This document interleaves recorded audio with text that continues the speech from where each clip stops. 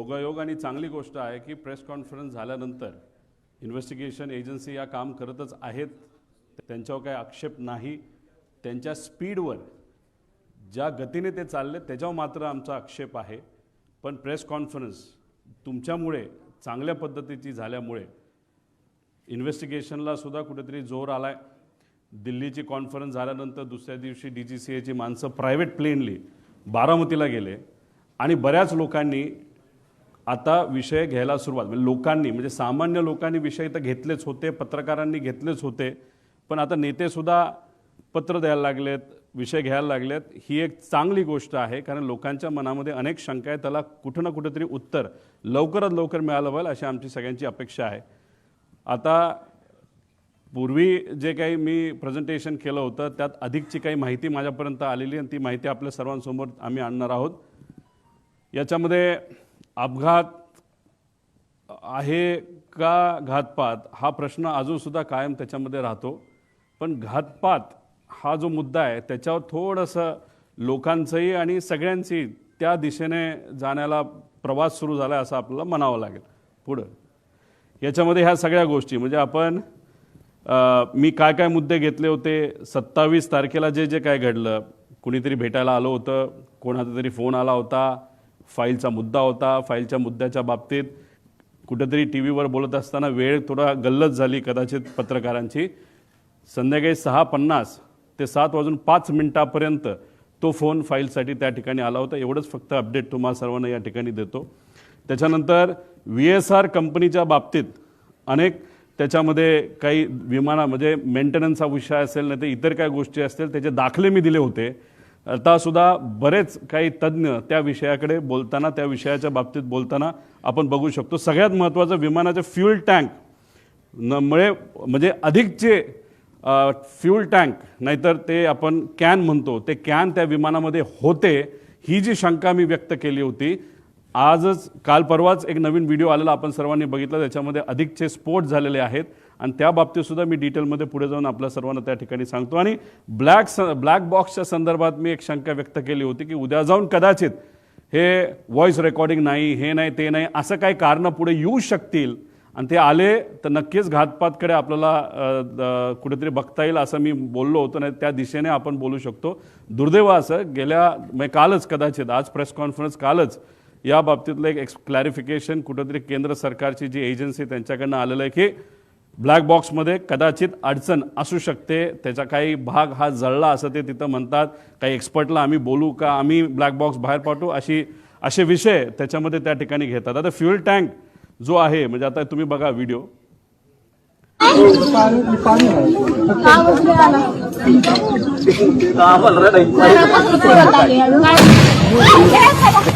आता हा व्हिडिओ आहे, एकच स्फोट आहे असं नाही, असे बरेच झाले होते. आणि एक तुम्ही समजून घ्या की 2023चं विमान जे पडलं होतं ते मोठं होतं आणि ते पडत असताना रनवेवर पडलं होतं. रनवेवर पडलं म्हणजे रनवेची जी सरफेस आहे ती डांबरी होती नाही तर कडक होती. दादांचं विमान जे पडलं होतं तसं कडक सरफेसवर म्हणजे ते रनवेवर पडलं नव्हतं, ते साईडला पडलं होतं. त्यामुळे बॉल तुम्ही घेतला तर बॉल जर समजा फरशीवर टाकला तर बाउंड जास्त होतो आणि तो समजा मातीत टाकला तर कमी होतो. त्यामुळे तो जो इम्पॅक्ट आहे ॲज कम्पेअर्ड त्याची वेलॉसिटी आणि सगळ्या गोष्टी बघितलं तर जिथं दादांचं विमान पडलं तिथं ते कमी व्हायला पाहिजे होतं. पण स्फोट का झाला त्याचं मुख्य कारण जी शंका आम्ही घेतली होती ती नक्कीच कुठं ना कुठंतरी खरी ठरत आहे की नक्कीच त्या विमानामध्ये फ्यूल टँक अधिकचे होते. आणि फ्यूल टँक कुठं असतं की जिथं टॉयलेट असतं म्हणजे जो विमानाचा शेवटचा भाग असतो तिथं ते ठेवण्याची जागा असती आणि त्याच्या मागच्याच बाजूला तिथं ब्लॅक बॉक्स असतो. म्हणजे हे जे म्हणतात की जळलं आहे नाही तर तिथपर्यंत आग गेली होती आणि त्याच्या पुढच्याच बाजूला म्हणजे पहिले कॅन पेटले आणि नंतर विमानाचे पंखातलं पेट्रोल पेटलं असं आपल्याला म्हणता येईल. आता हे सगळे डिटेल्स आहेत, 7 वगैरे सगळं, त्याच्यामध्ये पेट्रोल किती लागणार आहे 250 लिटर 400 लिटर ह्याचं ॲव्हरेज आम्ही काढलेलं आहे. हे सगळे गणितं त्याच्यामध्ये आहेत. त्याच्यामध्ये आपण जर बघितलं तर मुंबईवरनं हे विमान जात असताना फुल टँक हे भरले होते. म्हणजे ते पूर्ण विमानचे जे पंखे असतात त्या पंख्यामध्ये जो टँक असतो तो फुल भरला होता. अरे फुल कशाला भरायचं, तुम्ही इथून उडत असताना तुम्ही जर उद्या जाऊन लगेचच बारामतीला जाऊन हैदराबादला तुम्ही गेला असता तर हैदराबादला जाऊन तुम्ही तिथं फ्यूल भरू शकला असता. काही लोक म्हणतील अरे बाबा महाराष्ट्राचं स्वस्त आहे, तसं सुरतचं जास्त स्वस्त आहे. पण मग आता 3-3.5 लिटर जर त्याच्यामध्ये फ्यूल बसत असेल तर त्याला 10 रुपयाचा फरक काढला तर 30-35 हजाराचा फरक पडतो. मोठा फरक होत नाही. त्यामुळे एवढं फ्यूल पंखात पण आणि आत पण असं आमचं मत आहे की हे एवढं घेऊन बारामतीच्या दिशेने जाण्याचं कारण काय. आणि जे मी पायलटच्या बाबतीत बोललो होतो की मुद्दामूनच कदाचित त्याचा वापर करून, पायलटचा वापर करून हा घातपात झाला असावा आणि त्या घातपातामध्ये फ्यूल जास्त असलं की मोठा स्फोट होईल हे कुठेतरी शंका लोकांच्या मनामध्ये, आमच्या मनामध्ये ती कुठेतरी खरी ठरताना आपण सर्वजण बघू शकतो. हा तसा या ईमेल प्रमाणे फ्लाईट प्लॅन आहे. पण आम्हाला जे कळालंय तसा ऑफिशियली त्यांनी DGCA सांगितलं नव्हतं त्यांचा फ्लाईट प्लॅन काय. कारण त्याच्यामध्ये विषय एवढाच आहे की ते परत पुण्याला तर ते लँड करू शकत नाही, का पर्यायी एअरपोर्ट द्यावं लागतं. ते पुणे देऊ शकत नाही कारण का तिथं डिफेन्सचं फ्लाईंग सकाळी होतं. त्यानंतर मग त्याला सोलापूर देता येत नाही, त्यात सुद्धा अडचण आहे. त्याला जर दुसरं कुठलं तरी द्यायचं असेल तर ते फक्त चिपी एअरपोर्ट देऊ शकतात. पण ते पण नाही कारण त्यावेळेस तिथं धुक्का असू शकतं. पण असेल तर कुठलं तर मुंबईच असेल. त्यामुळे ते उगाच तुम्ही जो फेरफटका मारला तो न मारता अंदाज घेऊन 3000ची विजिबिलिटी जी 5000 पेक्षा कमी आहे. 5000 हे DGCAचं नॉर्म आहे. एक तर तुम्ही उडायला नव्हतं पाहिजे, हा आमचा मुद्दा आहे. आणि उडला तरी लँड करण्याचा प्रयत्न तिथं केला नाही पाहिजे. तुम्हाला परत मुंबईला यावं लागलं असतं. आणि पण फ्यूल भरलं होतं, आत अधिकचे टँक होते असं आमचं मत आहे. आणि त्याच्यात परत जाण्यापेक्षा डायरेक्ट हे विमान खाली आदळण्यात आलं, हे मुद्दामून आदळण्यात आलं असं आम्हाला आता त्या ठिकाणी वाटायला लागले. पुढं आता ह्याच्यामध्ये सर्वात म्हणजे विमान टेक ऑफ हे मी तुम्हाला सांगितलं. फ्लाईट प्लॅनची माहिती आपल्याला लागेल. आता फ्लाईट प्लॅनच्या बाबतीत तिथं एक गोपी नावाचा VSIचा हँडलर आहे, लय करामती आहे. मुंबईमध्ये तो बसतो. आता हे काय करतात, फ्लाईट प्लॅन हे मॅन्युपुलेट करू शकतात. हा जो इन्व्हेस्टिगेशनला उशीर चाललाय ना, त्याचा पुढे जाऊन मी पुरावे देणार आहे ना. त्याच्या शेवटच्या बाजूला तर खूप वेगळे पुरावे त्याच्यामध्ये आहे. तर त्याच्यामध्ये मुद्दामून कागदपत्र बनवण्याचं काम हे VSR कडनं सुरू आहे असं आमचं तिथं मत आहे. आणि याच्यामध्ये जर तुम्हाला डॉक्युमेंटेशन बघायचं असेल, इन्व्हेस्टिगेशन एजन्सीला सांगायचे ईमेलचे पुरावे तिथं बघितले पाहिजे. कारण हेड ऑफिस दिल्लीला आहे. दिल्लीवरनं फ्लाईट प्लॅन हा खाली या गोपीकडे आला असावा, गोपीने ते प्रिंट केला असावा, त्याच्यावर सह्या घेतल्या असाव्या. त्यामुळे फ्लाईट प्लॅन आणि हे सगळे डॉक्युमेंट आहेत हे कागदी डॉक्युमेंट न घेता CCTVच्या खाली केलेले त्या तारखेचा CCTV असणारे, नाही तर ईमेलचं प्रूफ त्याच्यामध्ये बघा. हे जे कागदपत्र आता ते सगळे मॅन्युपुलेट करतील एका खोलीमध्ये बसून, कृपा करून कागदाला कागद जोडण्याचा प्रयत्न त्या ठिकाणी फक्त करण्यासाठी करू नका. डिजिटल प्रूफ आम्हाला पाहिजे, ही मागणी आमच्या महाराष्ट्रातल्या लोकांची आहे. पुढं आता ब्लॅक बॉक्स पुढं जळतो का. आता ह्याच्यामध्ये काय सांगितलंय की ब्लॅक बॉक्स जळला, त्यातली माहिती नाही मिळाली, बरंच काय आहे. आता हे काल परवा तुम्ही बघितलं असेल, सगळ्या तज्ज्ञांनी सांगितलंय की 1100 डिग्री सेल्सिअसला 1 तास जर हा आगीत पडला असेल, ते सुद्धा 1100 डिग्री सेल्सिअसला, तरच कुठं ना कुठं तरी हा ब्लॅक बॉक्सला फटका बसू शकतो. याच्यामध्ये 2 भाग असतात. एक व्हॉइस, मागे घ्या, व्हॉइस रेकॉर्डिंग असतं ज्याला CVR म्हणतात, आणि FDR असतं. FDR म्हणजे जे आम्ही म्हणतोय त्याला काही गोष्टी बंद केल्या, मग त्याचं जे हाईट असेल, स्पीड असेल, ह्याचा सगळा डेटा असतो तो त्याच्यामध्ये FDR मध्ये असतो.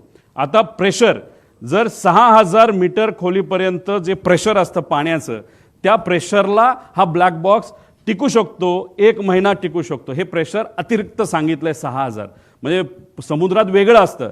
मग कितीतरी हजार हत्ती त्याच्यावर उभे केले, एवढं प्रेशर त्याच्यामध्ये असतं. आणि आगीच्या बाबतीत मी सांगितलंय. आता आगीच्या बाबतीत लोक म्हणतील रे असं नाही, तिथं खूप मोठा ब्लास्ट झाला.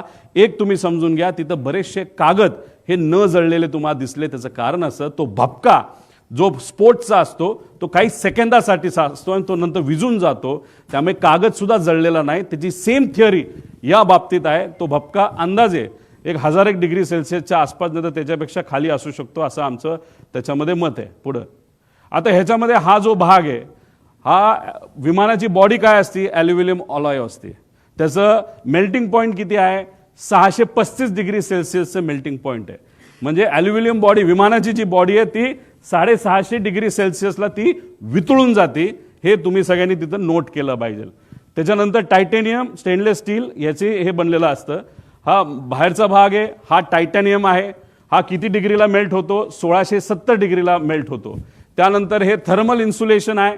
आणि हा जो भाग आहे हा ॲल्युमिनियमचा आहे, म्हणजे विमानाची बॉडी ज्याची बनली आहे तो भाग आत असतो आणि त्याच्या आत हा ब्लॅक बॉक्स असतो. त्यामुळे हे जे काय सांगतात ना की हे घडलं असेल ते घडलं असेल आणि ते जळलं, ती माहिती हे मॅनिप्युलेशन आहे असं आमचं ठाम त्याच्यामध्ये त्या ठिकाणी मत आहे. पुढं आता हे कुठं होता ब्लॅक बॉक्स? हा इथं होता.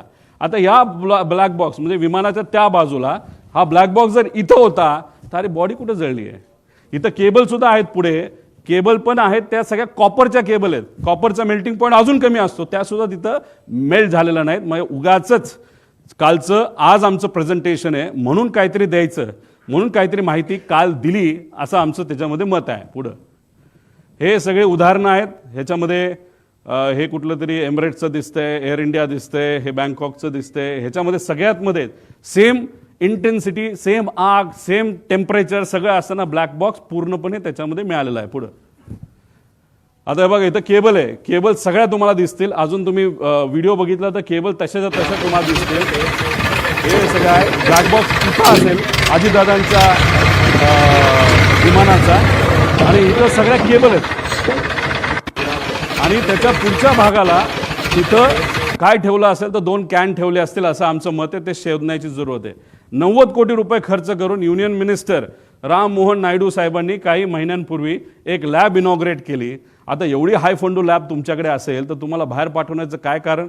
बरं ठीक आहे, तुम्ही बाहेर पाठवत नाही तर ते या लॅबमध्ये इथंच भारतामध्ये बसून तुम्हाला माहिती काढता येत नाही का? ठीक आहे, टेक्निकल एजन्सीची मदत घ्या असं आम्ही सांगितलं होतं. तुम्ही सुद्धा आता म्हणताय की नाही आता आम्ही टेक्निकल एजन्सी फक्त टेक्निकल गोष्टीसाठी बाहेरच्या एजन्सीची मदत घेऊ, ते सुद्धा कॅनडाचं, त्या कंपनीचं नाव मी पुढं सांगतो. पुढं आता ह्याच्यामध्ये अजून एक माहिती आहे. इन्शुरन्स हा विमानाची किंमत किती? आज ते विमान जे होतं, जे आज असतं, तर त्याची ॲक्च्युअल किंमत 35 कोटीला ते घेतलं होतं. पण ज्या पद्धतीचं त्याचं इंजिनची क्वालिटी आणि काही आकडे आणि पॅरामीटर्स बघितले, ते आज 10 ते 15 कोटीला जास्तीत जास्त विकू शकले असते. इतकी वाईट परिस्थिती त्याची आहे. आणि ज्या लोकांनी ते विमान चालवलं आहे पूर्वी आणि आज ते कंपनी बरोबर नाही, या लोकांनीच आम्हाला सांगितलं की 10 कोटीत दिलं कुणी जर असतं आत्ता तरी न घेणं हे जास्तच योग्य ठरलं असतं. आता 10-12 कोटीच्या किमतीचं जे विमान होतं त्याची आजची इन्शुरन्सची व्हॅल्यू किती होती? तर 55 कोटी रुपये होती. त्यानंतर लायबिलिटी इन्शुरन्स किती होता? 210 कोटी. म्हणजे आत बसणारी लोक, त्याच्यानंतर घरावर कोणाच्या पडलं तर, जर कुठल्या व्यक्तीवर पडलं, जनावरांवर पडलं तर 210 कोटी रुपये त्याची टोटल लायबिलिटी व्हॅल्यू होती. आता ह्याच्यामध्ये पायलट सुद्धा आले, याच्यामध्ये 5च्या 5 जण आली. मग तो जो मेन पायलट होता त्याला किती रुपये मिळणार या 210 पैकी? हा सगळ्यात मोठा प्रश्न आहे. आणि ही गोष्ट त्या पायलटला माहीत होती का? खरंच इन्शुरन्स मिळणार होता का? या बाबतीत स्पष्टीकरण होणं महत्त्वाचं आहे. पुढे आता ह्याच्यामध्ये अकाउंटेबल मॅनेजर कोण आहे कोणाच माहीत नाही. DGCA सुद्धा माहीत नाही. त्यांच्या वेबसाईटवर सुद्धा यांचं नाव काढून टाकलंय. Chief of flight safety, director of training. ह्या अकाउंटेबल मॅनेजरचं इंटरव्ह्यू हा DGCA घेतं. आणि DGCA इंटरव्ह्यू घेतल्यानंतर त्यांनी अप्रूव्ह केल्यानंतर हा फ्लाईट मॅनेजर आपल्याला त्या ठिकाणी मिळतो. म्हणजे हा जो अकाउंटेबल मॅनेजर, जसं महाराष्ट्र सरकारचं माझ्या अंदाजाने कोणतरी एक आहे, त्याचं नाव शर्मा का असं काहीतरी नाव आहे, ते आपले सेफ्टी ऑफिसर आहेत. त्यांचा इंटरव्ह्यू DGCA घेतला, मग त्यांना तिथं हे केलं. तर ही माणसं कुठे आहेत? यांचा इंटरव्ह्यू तुम्ही केलाय का? यांचं इन्व्हेस्टिगेशन तुम्ही केलंय का? कारण का अकाउंटेबल मॅनेजर हा रिस्पॉन्सिबल असतो. त्यांनी तिथे ईमेल केले पाहिजे. त्यामुळे जी कालची नोटीस जी आलेली आहे, नाहीतर एक्सप्लेनेशन जे DGCA दिलेलं त्याच्या खालच्या बाजूला 2 नाहीतर CC अकाउंटेबल मॅनेजर केलेलं आहे. त्यामुळे अकाउंटेबल मॅनेजर कोण आणि ही लोक कोण हे माहिती घेणं महत्त्वाचं आहे. पुढं आता हे महाशय, म्हणजे हे जे तुम्ही जर ट्रक चालवत असाल, तुम्ही ट्रकच चालवला पाहिजे, तुम्ही गाडी चालवायची नाही. तुम्ही जर गाडी चालवत असाल तर ट्रकचं लायसन्स तुम्हाला मिळत नाही, त्याला वेगळं घ्यावं लागतं. तुम्ही ट्रक चालवत असाल आणि JCB चालवायला गेला, नाही तर पोकलान चालवायला गेला, जी मोठी मशीन, तुम्हाला अलाउड नाही. तसंच लेअर जेटचं तुम्ही विमान चालवत असाल तर तुम्हाला दुसरं विमान लेगेसी सारखं वापरता येत नाही. आता इथं जो फोटो बघितले हे आहेत मिस्टर कपूर. हे मागे जे आहे ते लेगेसीचं विमान आहे. आपले मुख्यमंत्री साहेब आणि उपमुख्यमंत्री दुसरे हे लेगेसीली जास्त ट्रॅव्हल करतात. ही आहे लेगेसी, हे आहे लेगेसी आणि हे आहे लेअर जेट. म्हणजे हे महाशय लेगेसी सुद्धा चालवत होते आणि हे महाशय लेअर जेट सुद्धा चालवत होते. आणि फक्त हाच व्यक्ती चालवत होता असं नाही, रोहित सिंग सुद्धा इलिगली हे दोन्ही विमानं तिथं चालवत होतं. याचे CCTV कॅमेरा, याचे डॉक्युमेंटेशन हे करा. आमच्याकडे डॉक्युमेंटेशन आहे, आम्ही कसं काढलं हे आम्हाला माहिती. पण या DGCAला आम्हाला सांगायचं, इन्व्हेस्टिगेशन अधिकाऱ्यांना आणि ऑफिसरला सांगायचं, कृपा करून कागद रंगवारंगवी करणं हे तुम्ही सोडून द्या. आणि जर करत असाल तर ते चुकीचं आहे. जर उद्या जाऊन त्या कागदात जर फरक दिसला, व्हिडिओ आमच्याकडे कुठला असेल आणि तो जर आम्ही दाखवला आणि त्याच्यामध्ये जर डिस्क्रिपन्सी आली तर हे योग्य ठरणार नाही. त्यामुळे इथं एक खूप मोठी इलिगॅलिटी आहे. त्यानंतर तुम्ही दारू पिलाय का नाही तर हे BA करावं लागतं. हे अशा पद्धतीचं मशीन असतं. पण अनफॉर्च्युनेट हे जे मशीन आहे हे आहेत एक यंग पायलट आहे, यांचा व्हिडिओ आम्ही आमच्या लेवलनी त्या ठिकाणी काढला. हे असं फुंकावं लागतं, असा व्हिडिओ काढावा लागतो हे बाबा फुंकतोय आणि दाखवावं लागतं 0% दारू आहे. तसंच हे राईटचे महाशय आहेत, हे वेगळेच आहेत. ह्याचं नाव काय, ह्याचं नाव कोणतरी फॉरेनर आहे, तो पुढं असेल कदाचित. तर हे असा व्हिडिओ काढावा लागतो. आता रोहित सिंग जो मालक होता VSRचा आणि आपला हा जो कपूर आहे, याचे असे व्हिडिओ आम्हाला आजच्याच त्या ठिकाणी लागणार नाही. तर तुम्ही इन्व्हेस्टिगेशनमध्ये आम्हाला तिथं दाखवा. पण हे जे मशीन आहे, या मशीनचा एक खूप मोठा फ्लॉ आहे आणि हे फक्त VSRकडे, हे एअरपोर्ट अथॉरिटीकडे नाही आहे. VSRकडे असणारे हे जे मशीन आहे याच्यामध्ये तारखा या बदलल्या जाऊ शकतात. हा फ्लॉ या मशीनचा. म्हणून म्हणतो इन्व्हेस्टिगेशन जेवढं पुढे जाईल तेवढं मॅन्युप्युलेशन हे मोठ्या प्रमाणात त्या ठिकाणी होणार आहे. आता याच्यामध्ये 2023 मधील अपघात प्रकरण आम्हाला जे कळलंय, त्याचा जो कॅप्टन होता ना, चालवणारा सुनील कंजर जो आहे, त्याचं नाव कदाचित प्लस मायनस असेल. जसा कपूर दोनदा त्याला स्थगिती मिळाली होती, त्याचं लायसन्स कॅन्सल झालं होतं दारू पिला म्हणून, तेव्हा हे 2023चं VSRचं मुंबईमध्ये जो ॲक्सिडेंट झाला त्याचा जो सुनील कंजीर नावाचा जो व्यक्ती आहे, तर त्याचा सुद्धा त्या ठिकाणी दारूच्यामुळे ते दोनदा त्याचं लायसन्स कॅन्सल झाला तो, असं आम्हाला कळतं. म्हणजे जे कमर्शियल फ्लाय करतात, मोठी मोठी विमानं, एमिरेट्स, एअर इंडिया वगैरे, तिथं ज्यांना नोकऱ्या मिळत नाही ते सगळे, आणि काही चांगले पण लोक आहेत, खराब नाही, पण काय असे मोठे मोठे लोक सगळे इथं काम करतात. पुढं हे सगळे डॉक्युमेंट्स आम्हाला तिथं लागणार आहेत. आता हा कार्लोस नावाचा जो माणूस आहे गृहस्थ, हा व्हेनेझुएलाचा आहे, इंटरनॅशनल त्याचं लायसन्स आहे.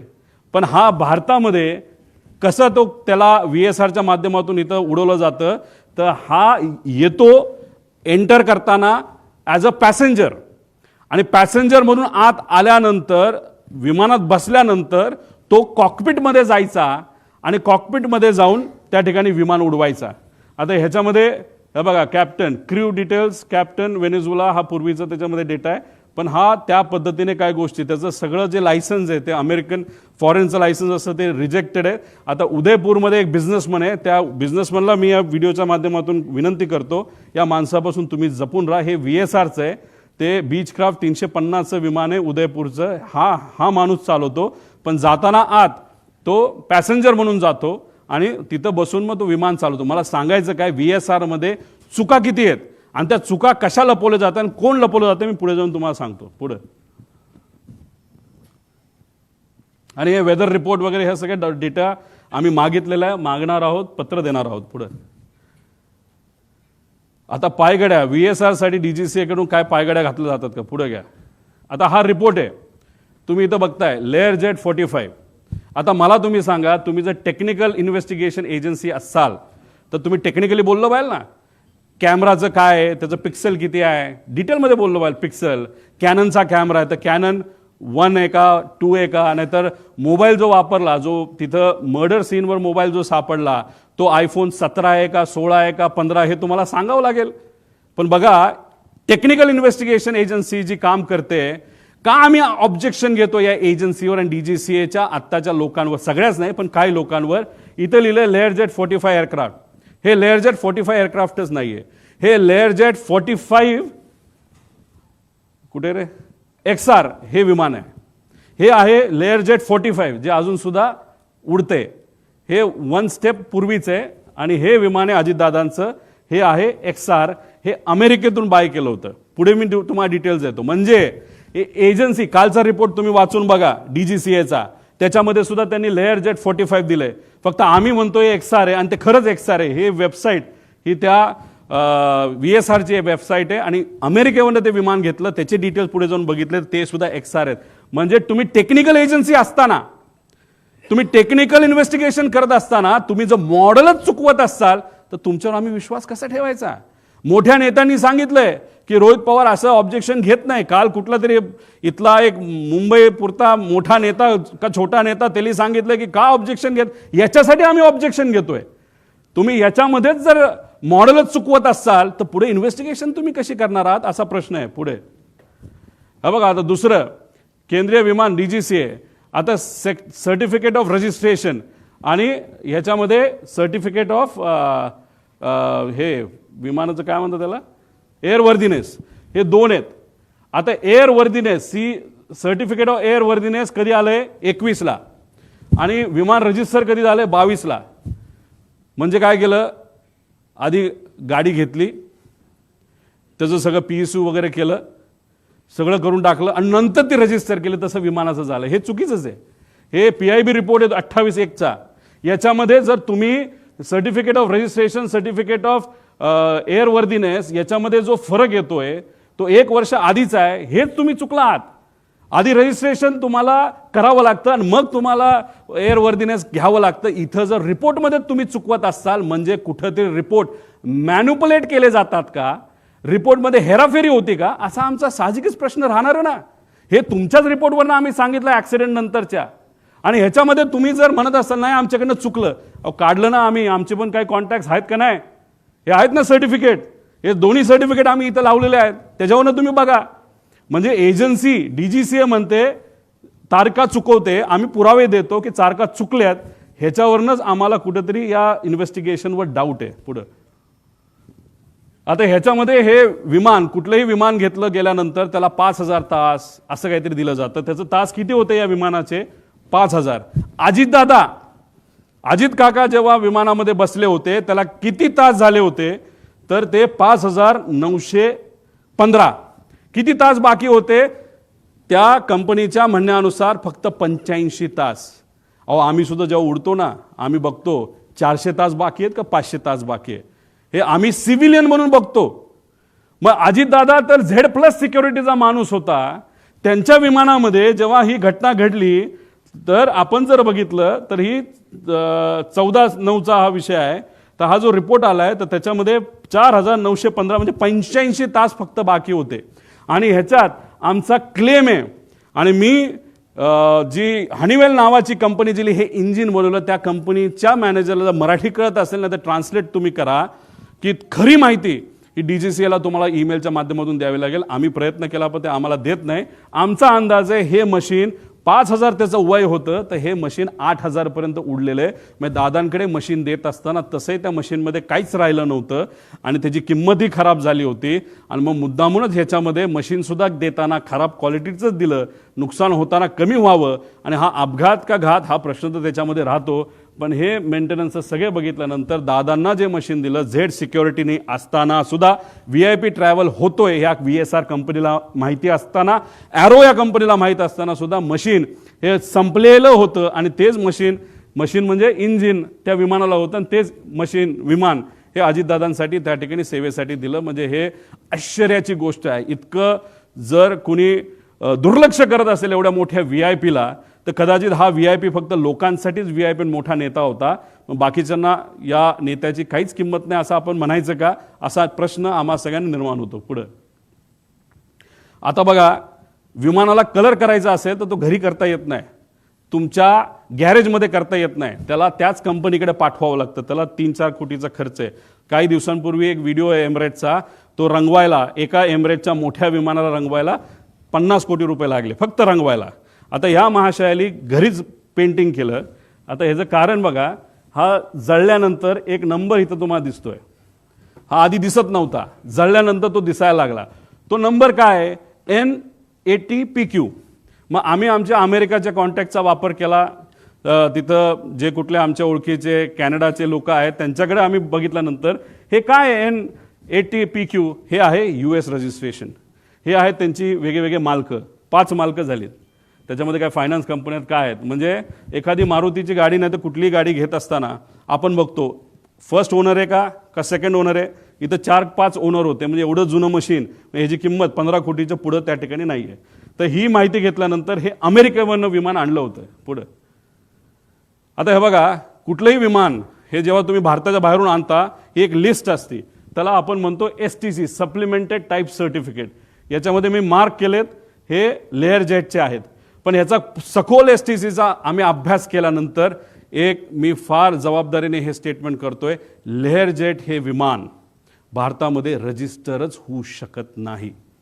हे स्ट्रेट फॉरवर्डली तुम्हाला सांगतो, हे इल्लिगली रजिस्टर झालेत DGCAच्या काही अधिकाऱ्यांचा उपयोग करून, नाही तर वापर करून, नाही तर ज्या ज्या गोष्टी ज्या द्यायच्या होत्या त्या देऊन.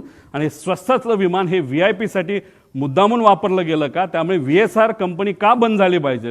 ह्यात इन्व्हेस्टिगेशन करत असताना फक्त त्या DGCAच्याच लोकांना घेऊन का नाही केलं पाहिजे? भारताच्या बाहेरची का चांगली इन्व्हेस्टिगेशन एजन्सी आणली पाहिजे? ह्या सगळ्या गोष्टी, म्हणजे इथं तसं बघितलं तर कमिटी बघितली तर सगळेच चुकीचे असं मी म्हणणार नाही, पण चोरालाच पोलिसाचं काम दिलं असं म्हणायला काही हरकत नाही. अशी आजची परिस्थिती आहे. पुढं आता ह्याच्यामध्ये CVR फार चर्चेत आहे. CVR हे आहे ज्या दादांचं ॲक्सिडेंट झालेलं विमान. इथं तुम्ही बघितलं तर तो CVR जो त्याच्यामध्ये बसवलेला आहे, अमेरिकेचं हे मशीन आहे, त्या CVR मध्ये किती मिनिटं रजिस्टर होऊ शकतात आवाज? फक्त 30 मिनिटं. आणि DGCAचं सिव्हिल एव्हिएशन रिक्वायरमेंट काय म्हणतात? 2 तास. जर मशीनमध्ये विमानात 30 मिनिटं होतं आणि DGCAचं रूल बुक म्हणतं 2 तास, मग हे विमान कसं रजिस्टर भारतामध्ये झालं असा आमचा प्रश्न आहे. साहजिकच आहे. काही लोक म्हणतील 30 मिनिटं, आता आपल्याला गोंधळ करता येईल. अजिबात नाही. ॲक्सिडेंट झाल्यापासून 30 मिनिटं तो एक फायदा आपल्यामुळे आहे. म्हणजे शेवट 30 मिनिटामध्ये काय झालं हे आपल्याला बघता येईल, आणि खास करून शेवटच्या 1.5 मिनिटामध्ये काय झालं हे सगळ्यात जास्त महत्त्वाची गोष्ट आहे. त्यामुळे हे 30 मिनिटाची लाईफ असताना 2 तास गव्हर्नमेंटचं नॉर्म असताना हे रजिस्टर कसं झालं असा आमचा प्रश्न आहे. पुढे आता हे FDR ब्लॅक बॉक्समध्ये हे FDR असतो, आणि मी कृपा करून एक समजा CVR आणि FDR मध्ये कुणी हस्तक्षेप करू शकत नाही. आणि FDR म्हणजे मेकॅनिकल जी मुवमेंट असतात, ती जी कंपनी तुम्ही काल बघितलं असेल त्यांनी एक नाव दिलेलं आहे, ती ही कंपनी आहे L3 टेक्नॉलॉजीज. ही आहे कॅनडाची. आता आम्ही कॅनडाचा कॉन्टॅक्ट तिथं वापरून आम्ही थोडंसं रिसर्च करून कॅनडा या त्या देशातून आम्ही हे सर्टिफिकेट आणलेलं आहे. या सर्टिफिकेटमध्ये हे जो FDR आहे ते FDR बद्दल त्याचा महत्त्व आहे, आणि ती कंपनी कुठली हे मी तुम्हाला दिलेलं आहे. म्हणजे डॉक्युमेंट्स जसे DGCAकडे तसं आपण प्रेमाने आणि आपला माणूस जवळचा गेला या दृष्टिकोनातून जर धडपड केली तर आपल्याला बरीच माहिती मिळते. आणि शुभचिंतक खूप आहेत, कारण का दादा एक फार मोठा नेता होता, त्यामुळे माहिती ही बऱ्यापैकी आता आमच्याकडे यायला लागलेली आहे. त्यामुळे विनंती या एजन्सीला आहे की तुम्ही सुद्धा चांगल्या पद्धतीचं इन्व्हेस्टिगेशन करावं. त्यामुळे ही L3 टेक्नॉलॉजीज नावाची कंपनी आहे. पण आमचं मत आहे की लेअर जेट हे रजिस्टर करू शकत नाही, बेकायदेशीरपणे हे रजिस्टर झालंय. पुढं आता ह्याच्यामध्ये सप्लिमेंटल टाईप जे हे आहे सर्टिफिकेट, आता ह्यात रिव्हॅलिडेशन वगैरे जे आहे, FFA STC for Indian operations, VSR आणि DGCA हे सगळ्या गोष्टी आता ह्याच्यामध्ये सांगितलं की DGCA आणि VSR मध्ये फार जवळचे संबंध होते. ते संबंध कसे होते हे मी पुढे सांगतो. पुढं आता ह्याच्यामध्ये आपण बघितलं की ह्यात ऑर्डर काढली, ही इन्व्हेस्टिगेशनची ऑर्डर आहे. आता ही कधीची आहे? तारीख आहे 2/2, म्हणजे अपघात झाल्यानंतर 4 दिवसाली. का मोठा नेता नव्हता का? त्याच दिवशी काढायला काय झालं होतं का दुसऱ्या दिवशी? जसे इन्व्हेस्टिगेशन करण्यासाठी काय फॉरेन्सिकची लोक संध्याकाळी पोहोचली निवांत, कुठे जेवायला गेले असतील, कुठे फिरायला गेले असतील, आणि एवढा मोठा नेता जाऊन सुद्धा अख्खं जग तिथं आलं होतं, आणि हे इन्व्हेस्टिगेशन आणि फॉरेन्सिकची लोक संध्याकाळी 8ला का 7ला का कधीतरी तिथं पोहोचली असं आम्हाला कळालं. आता ह्याच्यामध्ये तुम्ही 4 दिवसानंतर एजन्सी काढता, ह्याच्यामध्ये हे सगळी लोक DGCAची आहे. मग DGCA कसं चुकलं हे आम्ही सांगत असताना तुम्ही जर DGCAच्याच लोकांना त्याच्यामध्ये घेतलं असेल तर मग ह्याला आम्ही काय म्हणणार? आणि त्याच्यात हे अपूर्वा म्हणून ज्या आहेत, अपूर्वा अग्रवाल, ह्या जेट एअरवेजमध्ये काम करत होत्या. जेट एअरवेजचं काय रिलेशन आहे हे मी तुम्हाला सांगतो, पण ह्याच्यात एकाला सुद्धा लेअर जेट विमान कसं असतं, काय असतं, टेक्नॉलॉजिकल काय ॲडव्हान्समेंट आहे, एकाला सुद्धा याच्यामध्ये माहीत नाही. ही आजची परिस्थिती. आणि अशा लोकांना ज्याला विमानच कसं होतं, लेअर जेटमध्ये काय कॉम्प्लिकेशन असतात, काय टेक्नॉलॉजिकल ॲडव्हान्समेंट आणि प्लस मायनसेस असतात हे माहिती नसताना सुद्धा नावापुरती ही एजन्सी बनवली आहे. अपूर्वाचं नाव कुणी दिलं हे पुढे जाऊन मी तुम्हाला सांगतो. पुढे आता जो साऊथवेस्ट एअरलाईनचा जो अपघात झाला अमेरिकेमध्ये 17 एप्रिल 2018ला झाला, आणि प्राथमिक अहवाल कधी आला? 2 दिवसात आला. आज 20वा का 22वा दिवस आहे. काल काहीतरी द्यायचं म्हणून काहीतरी फालतू त्यांनी दिले, त्यात सुद्धा मॉडेल त्यांनी चुकवलेलं आहे. मग हे जे काय आहे हे काय म्हणायचं की दादांचं एवढं महत्त्व नाही का?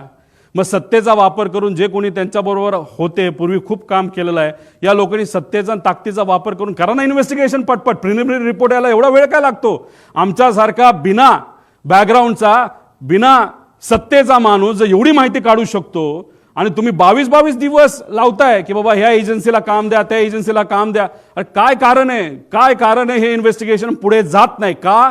कारण कागदपत्र बनवले जातात. VSR कंपनी ही अडचणीत येऊ नये, नाहीतर त्या अपघाताच्या मागे जे लोक, नाहीतर जे डोकं होतं त्या डोक्याला वाचवण्याचं काम हे इन्व्हेस्टिगेशन एजन्सी करते का, असा प्रश्न लोकांना आता पडायला लागलेला आहे.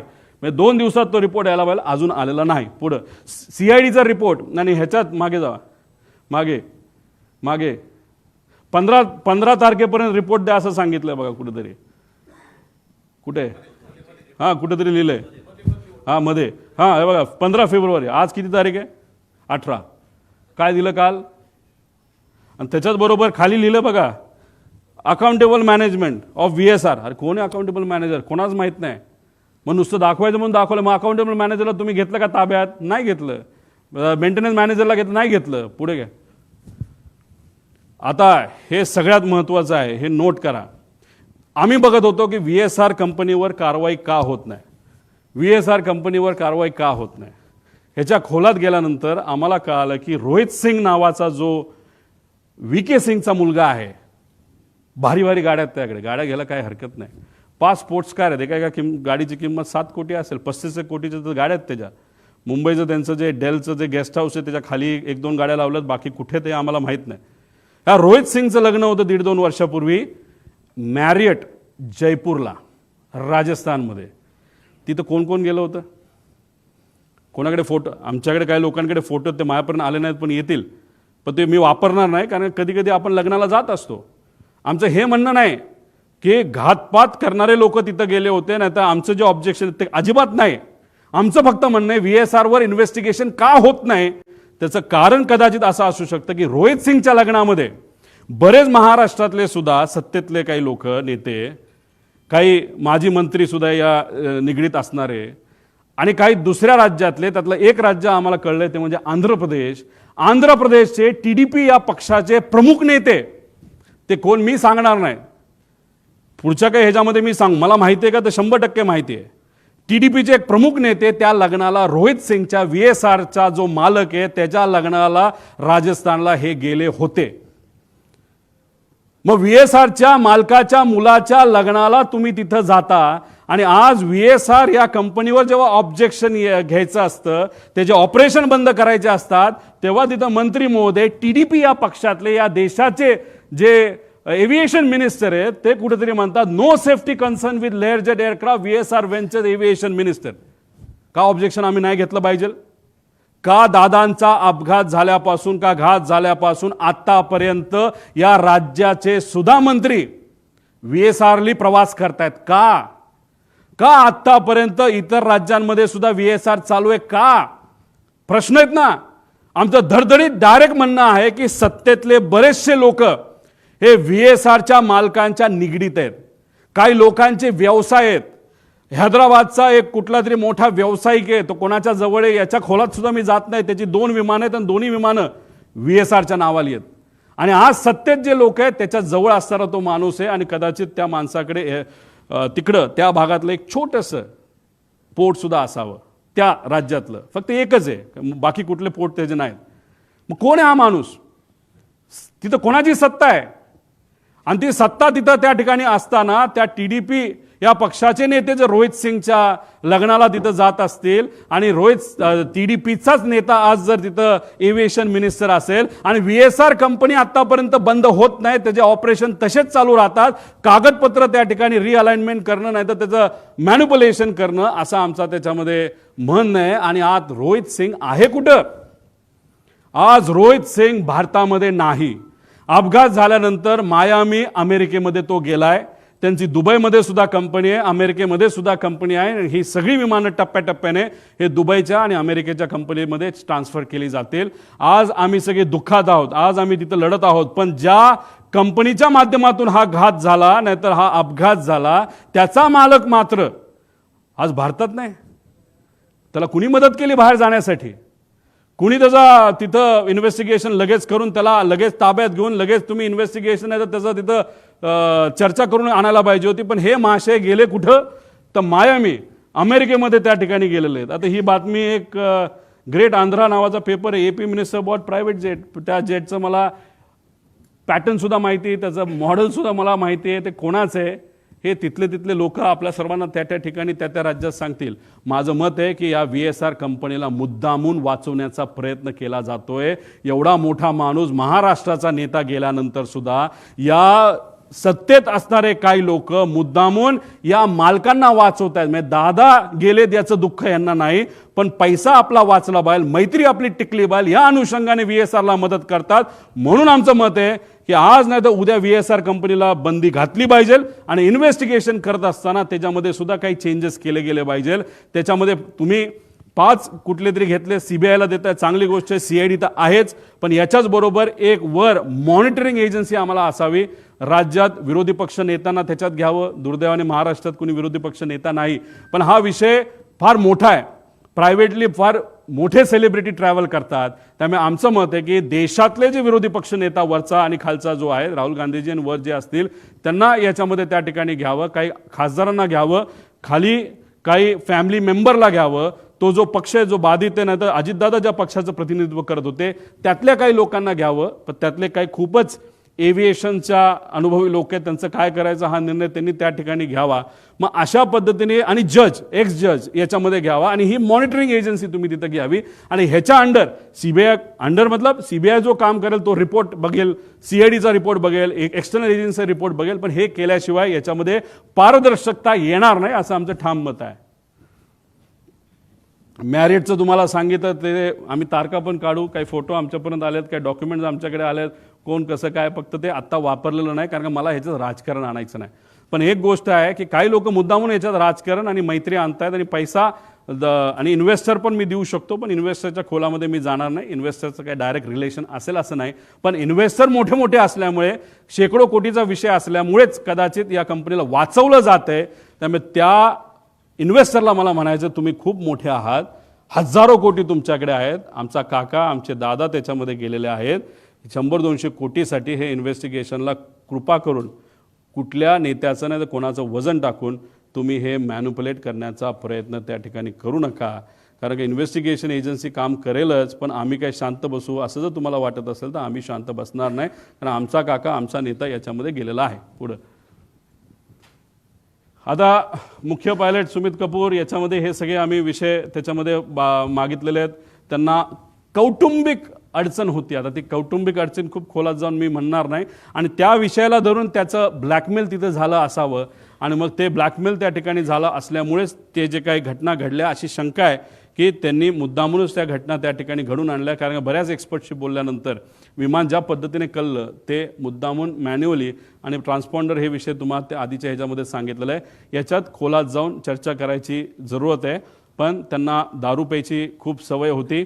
जेटमध्ये असताना त्यांचा पगार 10 ते 12 लाख होता, पण आत्ता या कंपनीमध्ये आल्यानंतर कारण त्यांचं लायसन्स बंद झालं होतं, ते 3 वर्ष बंद होतं. कोविडच्या काळामध्ये त्यांना काम मिळालं नाही. 5 वर्ष ते बिना पैशाचे होते, नाही तर पगाराचे होते. आणि त्यानंतर लेअर जेटमध्येच त्यांना संधी का दिली? कारण लेअर जेट बघतच नाही काय की कोण कसला आहे, काय कोणाला काय अनुभव आहे, कोण कुठं दारू पिला होता का काय वेगळं केलं होतं. आणि लेअर जेटमध्ये आल्यानंतर त्यांचा पगार 12 लाखावरनं 3.5 लाखावर आला, आणि त्यात 25,000 रुपये का 20,000 रुपये प्रत्येक एका विमानाच्या फेरीला त्या ठिकाणी ते वापरायचे. असे जर 10 फेऱ्या केल्या तर 2.5 लाख आणि 3, 3.5 म्हणजे 6 लाखाचा पगार त्याच्यामध्ये होता.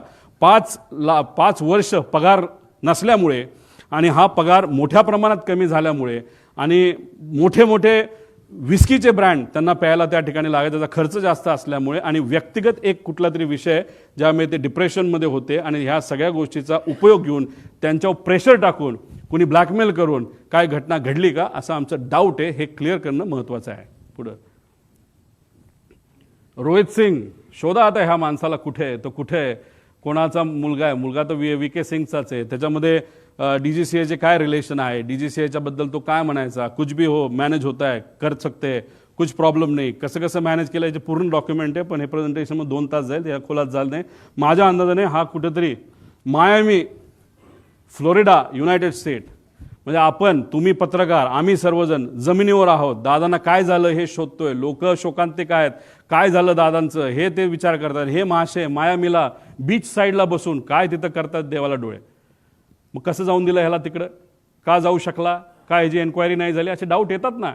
म्हणजे डाऊट क्लिअर करणं महत्त्वाचं आहे. पुढं आता मला हा प्रश्न पडलेला आहे, हे महाशय आहे समित ठक्कर, खूप खोलात नाही. त्यांनी काय टाकलंय, मी एकदा ट्रॅव्हल केलं होतं, मी मुंबईमध्ये दिल्लीला बोलत असताना तुम्ही बघितलं असेल, मी बोललो की मी आणि माझ्याबरोबर एक सेलिब्रिटी खेळाडू बारामतीला लँड होऊन तिथून मी माझ्या मतदारसंघात गेलो होतो. मी धडधडीत बोललो होतो, पण या महाशयाने मला ट्रोल करण्यासाठी, मला ट्रोल करण्यासाठी दुसरं काहीच नाही ना. मग हे तू स्वतः ट्रॅव्हल करत असताना तुला काय कळलं नाही का, मला थोडी कळणार होतं का, तुझी अपेक्षा होती का, त्या ट्रोलरची अपेक्षा होती की त्यावेळेसच माझा ॲक्सिडेंट त्या ठिकाणी व्हायला पाहिजे होता, मी संपायला पाहिजे होतं, तर क्रिकेटरही संपायला पाहिजे होतं, अशी तुझी अपेक्षा होती का. हे असले थर्ड क्लास पैसे घेऊन काम करणारे ट्रोल हे कोणाचे आहेत याचा मी अभ्यास करायला लागलो. हे आहेत एका फार मोठ्या BJP पक्षातले सगळे प्रमुख नेत्यांचे. ह्याच्यामध्ये देवेंद्र फडणवीस साहेबांना या बाबतीतली माहिती नसावी असं मला तरी त्या ठिकाणी वाटतं. पण देवेंद्र फडणवीस साहेबांना मला सांगायचं आहे, लोकांना प्रश्न पडायला लागलेला आहे. मी अजितदादांच्या घातपातचा मुद्दा तिथं मांडतोय, पण मला ट्रोल हे BJPचे ट्रोलर का करायला लागलेत. आणि तो सुद्धा हा काही छोटा ट्रोलर नाही आहे, हा फार मोठा ट्रोलर आहे. आणि हा एकदा एखादी ट्विट टाकली नाही तर मेसेज टाकला की हे जे बगल बच्चे जे आहेत पैसे घेऊन काम करणारे, हे सुद्धा त्या ठिकाणी रिट्वीट करतात आणि रिट्वीट माहिती करतात. आणि अजून एक मी आत्मविश्वासाने सांगतो, आणि काही लोकांकडे ते पुरावे आहेत, ह्याच माणसाली 2 दिवस आधी 28 तारखेच्या 2 दिवस म्हणजे ॲक्सिडेंटच्या 2 का 3 दिवस आधी एक अशी ट्विट केली होती आणि ती 7.5 मिनिटानंतर त्यांनी डिलीट केली. आणि त्या ट्विटमध्ये दिलं होतं पुढच्या 2 दिवसामध्ये एक अशी घटना घडणार आहे, त्याच्यामध्ये महाराष्ट्राच्या राजकारणामध्ये खूप मोठा भूकंप येऊ शकतो, असं काहीतरी त्या महाशयाला लिहिलं होतं. ह्याच्याबद्दलचे पुरावे आमच्याकडे आहेत, आम्ही ते घेतोय. पण हा कोण आहे हा, आणि हे जे आहेत ना सगळे हे ट्रोल करणारे, हे सगळे कोण आहे, कुठलं आहे अहिल्यानगर, हे सगळे BJPचे ट्रोलर्स आहेत सगळे. त्यांचे ते पेजेस काढतात, पैसे देऊन काम करणारे लोक आहेत सगळे. आता हिथं तर मी काय बोललो आणि देवेंद्र फडणवीस साहेब काय बोलले. साहेब, देवेंद्र फडणवीस साहेब, याच्यामुळे आता लोकांना वेगळी शंका त्याच्यामध्ये यायला लागली. रोहित पवार भावनेच्या भरामध्ये मुद्दे मांडतोय, टेक्निकल मुद्दे, अराजकीय बोलतोय, पण भाजप मला ट्रोल करते. मग ट्रोल करायचं कारण काय, असा प्रश्न आता लोकांना त्याच्यामध्ये पडायला लागलेला आहे. त्यामुळे तुम्ही तुमच्या होम मिनिस्ट्रीचा वापर करून, आता या ठक्करला तर आम्ही काय सोडणार नाही, समित का कोण आहे त्याची माहिती आम्ही काढल्याशिवाय राहणार नाही. पण असे जे ट्रोल आहेत हे आज मला ट्रोल का करतायत, एक परसेप्शन करण्याचा प्रयत्न करतायत की मला वेड लागलंय. हो, प्रेमापोटी मला वेड लागले, पण वेड दोन्ही गोष्टीचं असतं. एक वेड जे तुला लागले पैसे घेऊन काम करायला, आणि मला माझ्या काकाला काय झालं, माझ्या दादाला काय झालं हे शोधण्याचं वेळ मला लागलंय. आणि हे मला फक्त एकट्याला लागलं नाही, महाराष्ट्रात तमाम जनतेला त्या ठिकाणी लागलंय. त्यामुळे अशा पद्धतीने माझं ट्रोलिंग तिथं केलं जाते. आणि काही महाशय कॅश बॉक्सवाले, त्याचं नाव वेगळं असेल, त्यांनी सुद्धा आता आम्हाला ट्रोल करायला सुरुवात केली. काय हरकत नाही, तुला किती पैसा वापरायचा वापर, कारण तुमच्याकडे पैसेवाले लोक आहेत, आमच्याकडे स्वाभिमानी मराठी माणसं आहेत. आणि त्या लोकांना आम्हाला सांगायचं आहे की ठीक आहे, तुम्ही मला पाण्यात बघता का काय, पण एक समजून घ्या, माझे आजोबा फार मोठे आहेत, माझे काका मोठे होते, आणि मी रोहित पवार आहे, आणि मी या महाराष्ट्राचा स्वाभिमानी नागरिक आहे. आणि माझ्याबरोबर दादांची एन्क्वायरी करण्यासाठी मागणी करणारे महाराष्ट्राचे तमाम स्वाभिमानी नागरिक आहेत. हे असे चिरकुट पैसे घेऊन काम करणारे ट्रोल या ठक्कर का कोण आहे त्यासारखे नाहीत. त्यामुळे हे लोक मला ट्रोल करतात, याच्यावरून लोकांना आता वेगळ्या शंका यायला लागलेल्या आहेत. पुढं बाळ झालं ना, काय राहिलं का, हां या पुढं, अरे पुढं घे ना, काय राहिलं काय. हो, आधार कार्डची माहिती म्हणजे आता बघा, मी इथं मरमरून मीडियाचा वापर, मीडियाच्या चांगल्या पत्रकारांचा उपयोग करतो, काय अधिकारी काय माझी आहे, आणि माझा वेगळा वेगळा सोर्स आहे, अमेरिकेत इकडं तिकडं सगळी माहिती आम्ही काढतोय. मला माहिती मिळायला केवढी अडचण आहे बघा. पण आता मी ज्या विमानाने ट्रॅव्हल केलं, ज्या सेलिब्रिटी बरोबर मी ट्रॅव्हल केलं, त्या विमानात ट्रॅव्हल करताना जी इन्फॉर्मेशन, जे आमचे डॉक्युमेंटेशन प्रूफ हे एअरपोर्ट अथॉरिटीला आम्ही देत असतो विश्वासाने की हा आमचे प्रूफ आहे, हो आम्हीच ते आहोत, हे आम्ही विश्वासाने तिथं देत असतो. ती सगळी माहिती या ट्रोलरला दिली जाते. मग एअरपोर्ट अथॉरिटीचं असं कोण आहे का एअरपोर्ट अथॉरिटीचे लोक ट्रोलरला माझ्याबद्दलची माहिती देण्यासाठी तिथं करतात, सगळी माहिती, फक्त माझी नाही, त्या सेलिब्रिटी क्रिकेटरची सुद्धा माहिती दिली. अरे लाजबीज वाटते का नाही? मग आम्ही कष्ट करून माहिती काढतो आणि या ट्रोलरला फुकटात माहिती तिथं जर मिळत असेल तर याच्या मागे वेगळी अजून शक्ती आहे का, असा सुद्धा प्रश्न इथं निर्माण झाल्याशिवाय राहत नाही. आणि मग हे एअरपोर्ट अथॉरिटी असू शकतं, VSR असू शकतं, काय म्हणजे आम्ही इथं वेगळी इन्फॉर्मेशन मागतोय आणि आमच्या ट्रोलरला कुणीतरी ऑथेंटिक आणि सिक्रेट इन्फॉर्मेशन हे ट्रोलरला, ते सुद्धा भाजपच्या ट्रोलरला दिली जाते. याच्यावरनं शंका 100% आता आमच्या मनामध्ये त्या ठिकाणी निर्माण व्हायला लागली. पुढे आता हु इज श्वेता सिंग याचा थोडासा अभ्यास करावा. थोडक्यात तुम्हाला सांगतो, या आपल्या महाराष्ट्राच्या सुनबाई होत्या, आता नाही आहेत, त्या DGCA मध्ये काम करतात. फार मोठ्या फॅमिलीमध्ये त्यांचं लग्न झालं होतं आणि आज जो सत्तेत पक्ष आहे मोठा त्याच्या निगडीत असणारी हे कुटुंब होतं. त्या कुटुंबामध्ये फार भावनिक गोष्ट झाली, ती कधीच आपण विचार करू शकत नाही, याचा अंदाज तुम्हाला आहे. आणि ह्या आज त्या DGCA मध्ये बसून त्यांच्या कॉन्टॅक्टचा वापर करून हे फार मोठ्या प्रमाणात तिथे एक रॅकेट चालवतात. आणि त्या ज्या मगाच्या अपूर्वाचं नाव घेतलं त्या एअर इंडिया आपलं जेटमध्ये होत्या, या सुद्धा जेटमध्ये होत्या आणि ह्यांनीच त्यांना त्या समितीमध्ये टाकलंय असं आमचं मत आहे.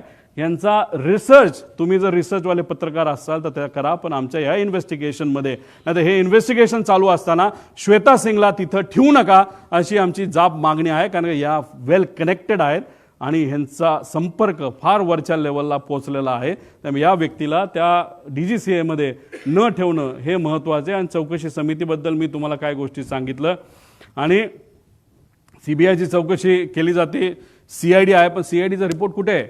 CID आत्तापर्यंत काय केलं, कुठला CCTV घेतला, हे रिपोर्ट येणं महत्त्वाचं आहे. सांगा ना तुम्ही लोकांना, पब्लिकला येऊन आत्तापर्यंत आम्ही हे केलं ते केलं, आणि त्या पद्धतीने माहिती लोकांपर्यंत यायला काय हरकत आहे? CBIची मागणी करत असतील तर त्याचा अर्थ दिल्लीकडे त्यांनी त्या ठिकाणी बघितलं असावं. दिल्ली आता CBI आणि बाकी एजन्सीला घेतलं तर हे होऊ शकतं. आता ह्याच्यामध्ये बाकी आहेत. आता भारताकडे सरकारी विमान आहे 2004चं, हे 10चं होतं पडलेलं, 4चं सायटेशन XLS. आता हे विमान असून बंद पडले, वापरत नाहीत. आणि याचे 2 जे पायलट आहेत ते नुसते निवांत बसून असतात. आणि अजितदादांच्या बुकिंगमध्ये जो ग्रुप मी तुम्हाला सांगितलं ॲरोचा, त्याच्यामध्ये सुद्धा हे पायलट आहेत, सरकारी पायलट आहेत पगारावर, हे सुद्धा त्या ग्रुपवर आहेत. पूर्वी एक पायलट होते, ते रिटायर झालेत, त्यांचं नाव मला आठवत नाही, काय रे नाव काय असेल, ते स्वतः कर्वे म्हणून होते, स्वतः तिथं जायचे. समजा CM चाललेत, DCM चाललेत, मंत्री चाललेत, कर्वे साहेब स्वतः जायचे, सगळं चेक तिथं करायचे. पण हे महाशय नुसते ग्रुपमध्ये दोघं पदं घेतलीत, मोठा पगार त्यांना चालू आहे, पण एकदा सुद्धा ते साईटवर त्या ठिकाणी जात नाही चेक करायला की विमान नीट आहे का नाही. तर हे कोण अधिकारी 2, ते शर्मा आणि अजून कोणतरी जे महाराष्ट्र सरकारमध्ये काम करतात, त्यांची माहिती काढणं त्या ठिकाणी महत्त्वाचं आहे असं आमचं मत आहे. आणि ॲरो नावाची कंपनी ज्याली त्या पवार जो होता त्याला जे सांगितलं होतं वेदर इज ऑल ओके, त्याचं तुम्ही केलं काय? ॲरो कंपनीचा धंदा चालू आहे, विमानाचा धंदा चालू आहे, VSRचा धंदा चालू आहे. मग दादांच्या बाबतीत जे काय सांत्वन, जे काय दुःख आहे, हे फक्त राजकीय भूमिका आहे का? आम्ही इथं हळहळ करतोय पण बाकी सगळ्या गोष्टी चालू आहेत. मग जे चाललंय ते सुपरफिशियल आहे का, दाखवण्यासाठी आहे का, त्यात राजकारण आहे का, असा प्रश्न आता आम्हाला निर्माण व्हायला लागला आहे. आणि आम्ही जर हे मुद्दे घेतले नसते तर इन्व्हेस्टिगेशन कुठल्या दिशेला गेलं असतं? मीडियाने हे मुद्दे घेतले नसते तर इन्व्हेस्टिगेशन भरकटलं असतं. आणि लोकांच्या मनामध्ये एक तीव्र इच्छा आहे की काय झालं हे कळलं पाहिजे. म्हणूनच तुमच्या मदतीने, मीडियाच्या मदतीने आज जे काय चाललंय ते राईट डिरेक्शनला चाललंय. आणि जे चुकतायत त्यांना कुठेतरी कान तुम्ही सर्वजण, आपण सर्वजण धरतोय असं आपल्याला म्हणावं लागेल. हां, आणि हे जे मी बोललो लग्न हे ते जे काय आहे, तर ते जे केंद्रीय मंत्री आहेत जे एव्हिएशनचे, आत्तापर्यंत तुमच्याकडनं प्रायमरी रिपोर्ट तिथं आला नाही. आणि रोहित सिंगच्या लग्नामध्ये तुमचेच जर प्रमुख नेते रोहित सिंग जो VSRचा मालक आहे त्याच्या लग्नाला 1.5-2 वर्षापूर्वी जात असतील तर मग आम्ही कशी अपेक्षा करू की तुम्ही ट्रान्सपरंटली ह्याच्यामध्ये इन्व्हेस्टिगेशन कराल. आणि असं जर तुम्ही सरळ सरळ स्टेटमेंट देत असाल की VSR कंपनीची काय चूक नाही, तर मग आमची पहिली मागणी असेल की हे इन्व्हेस्टिगेशन होऊस तर हे जे मंत्री आहेत TDPचे त्यांना वेगळी जबाबदारी द्यावी. पण या जबाबदारीवरनं, म्हणजे या पदावरनं त्यांना त्या ठिकाणी लगेचच्या लगेच काढण्यात यावं अशी आमची त्याच्यामध्ये मागणी आहे. कारण का ह्याच्यामध्ये बरेच काही गोष्टी लिंकिंग त्यांचा असल्यामुळे इन्व्हेस्टिगेशन हे नीट होऊ शकत नाही अशी आमची भूमिका आहे. या मंत्र्यांची ह्याच्यामध्ये चूक आहे, नाही तर कुठे इन्व्हॉल्ड असेल असं आम्ही म्हणत नाही या घातपातात, पण VSRला तुम्ही वाचवत आहात असं कुठंतरी एक चित्र आता या ठिकाणी निर्माण झालेलं आहे. पुढे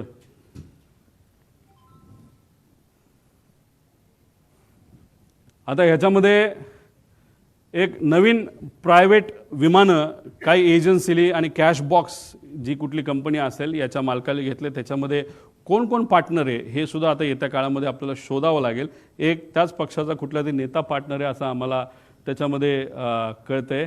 आता हा घातपाताचं जे काही दृष्टिकोन आहे एक तुम्ही समजून घ्या, म्हणजे लोकांना प्रश्न पडलेला आहे ह्याच्यात खरंच राजकारण असेल तर जे काही विलिनीकरणाची चर्चा ही सुरू होती त्याच्यामध्ये दादांमध्ये आमच्यामध्ये काय चर्चा झाली हे आम्हालाच माहिती आहे. याच्यामध्ये एक चर्चा अशी असू शकते की आम्ही NDA बरोबर सत्तेत जाणार, आम्ही म्हणजे आमचा पक्ष आहे, आणि ही गोष्ट काही लोकांना आवडत नसावी. नाही तर दुसरा जो सिनारिओ आहे, दृष्टिकोन आहे की दादाच NDAमध्ये राहणार नाहीत, दादाच NDAतून बाहेर निघतील आणि रस्त्यावरची सामान्य लोकांची साठीची लढाई आमच्यावर लढतील, आणि हा दृष्टिकोन एका गटाला आवडला नसावा. त्यामुळे ह्याच्यामध्ये जर राजकारण असेल आणि ह्याला जर घातपात असं आपल्याला म्हणावं लागेल आणि राजकारण आणायचं असेल तर या दोन दृष्टिकोनापैकी एक दृष्टिकोन कुठला तरी असावा, आणि त्या दृष्टिकोनाला पाठिंबा देणारा एक जो गट आहे तो याच्या मागे असू शकतो असंही आपल्याला त्या ठिकाणी म्हणता येईल. पण एक अजून जाता जाता एक सर्वात महत्त्वाची गोष्ट आहे की कदाचित जे जिल्हा परिषद पंचायत समितीचे अजितदादाच्या पक्षातले जे कुठले उमेदवार आहेत त्यांना हा मुद्दा कळेल.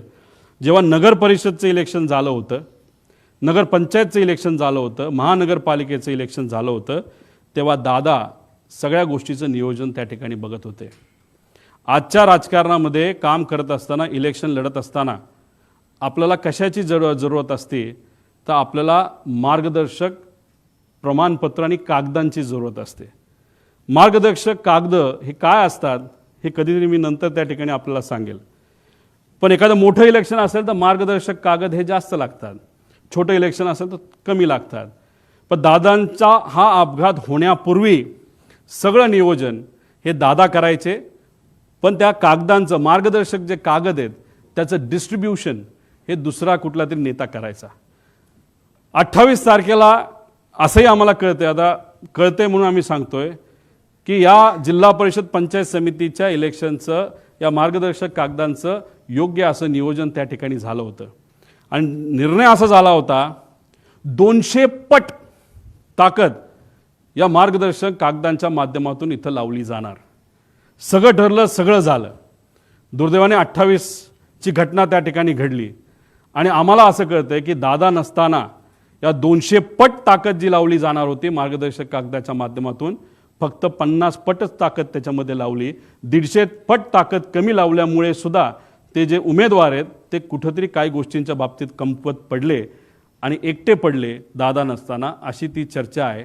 त्यामुळे 150 पट ताकद का कमी लावली आणि कुणी लावली ह्याच्यामध्ये सुद्धा आपल्याला त्या ठिकाणी खोलात जावं लागेल. असे अनेक आहेत, आणि मी काय राजकारण करतो असं नाही, आजपर्यंत राजकारण करत असलो असतो, जे बोललो ते खोटं निघालं असतं, पण जे मुद्दे मांडले, कारण शेवटी इन्व्हेस्टिगेशन करत असताना टेक्निकल इन्व्हेस्टिगेशन इज इम्पॉर्टंट, आणि त्याच्याच बरोबर जर क्रिमिनल इन्व्हेस्टिगेशन आपण करतोय तर त्याच्यामध्ये एक दिवस आधी काय घडलं, एक महिना आधी काय घडलं, कोण कोणाला भेटलं, नंतर काय घडलं, कोण कसं वागतंय, कोण किती भावनिक आहे, कोण कुठल्या विषयामध्ये एखाद्या महत्त्वाच्या विषयामध्ये चर्चा करत असताना कोण कुठल्या भावनेतून त्या ठिकाणी बोलतं, हे सगळ्या गोष्टी जर आपण बघितल्या तरच त्याला राईट इन्व्हेस्टिगेशन आपण म्हणू शकतो. त्यामुळे आमची मागणी आहे की याच्यात क्रिमिनल इन्व्हेस्टिगेशन सुद्धा त्याच्यामध्ये त्या ठिकाणी व्हावं, आणि टेक्निकल इन्व्हेस्टिगेशन तर व्हावंच, पण टेक्निकल इन्व्हेस्टिगेशनमध्ये काय चुका आहेत हे मी तुम्हाला आधी सांगितल्यामुळेच याच्यामध्ये मोठे रिस्ट्रक्चरिंग करण्याची त्याच्यामध्ये त्या ठिकाणी जरूरत आहे. पुढं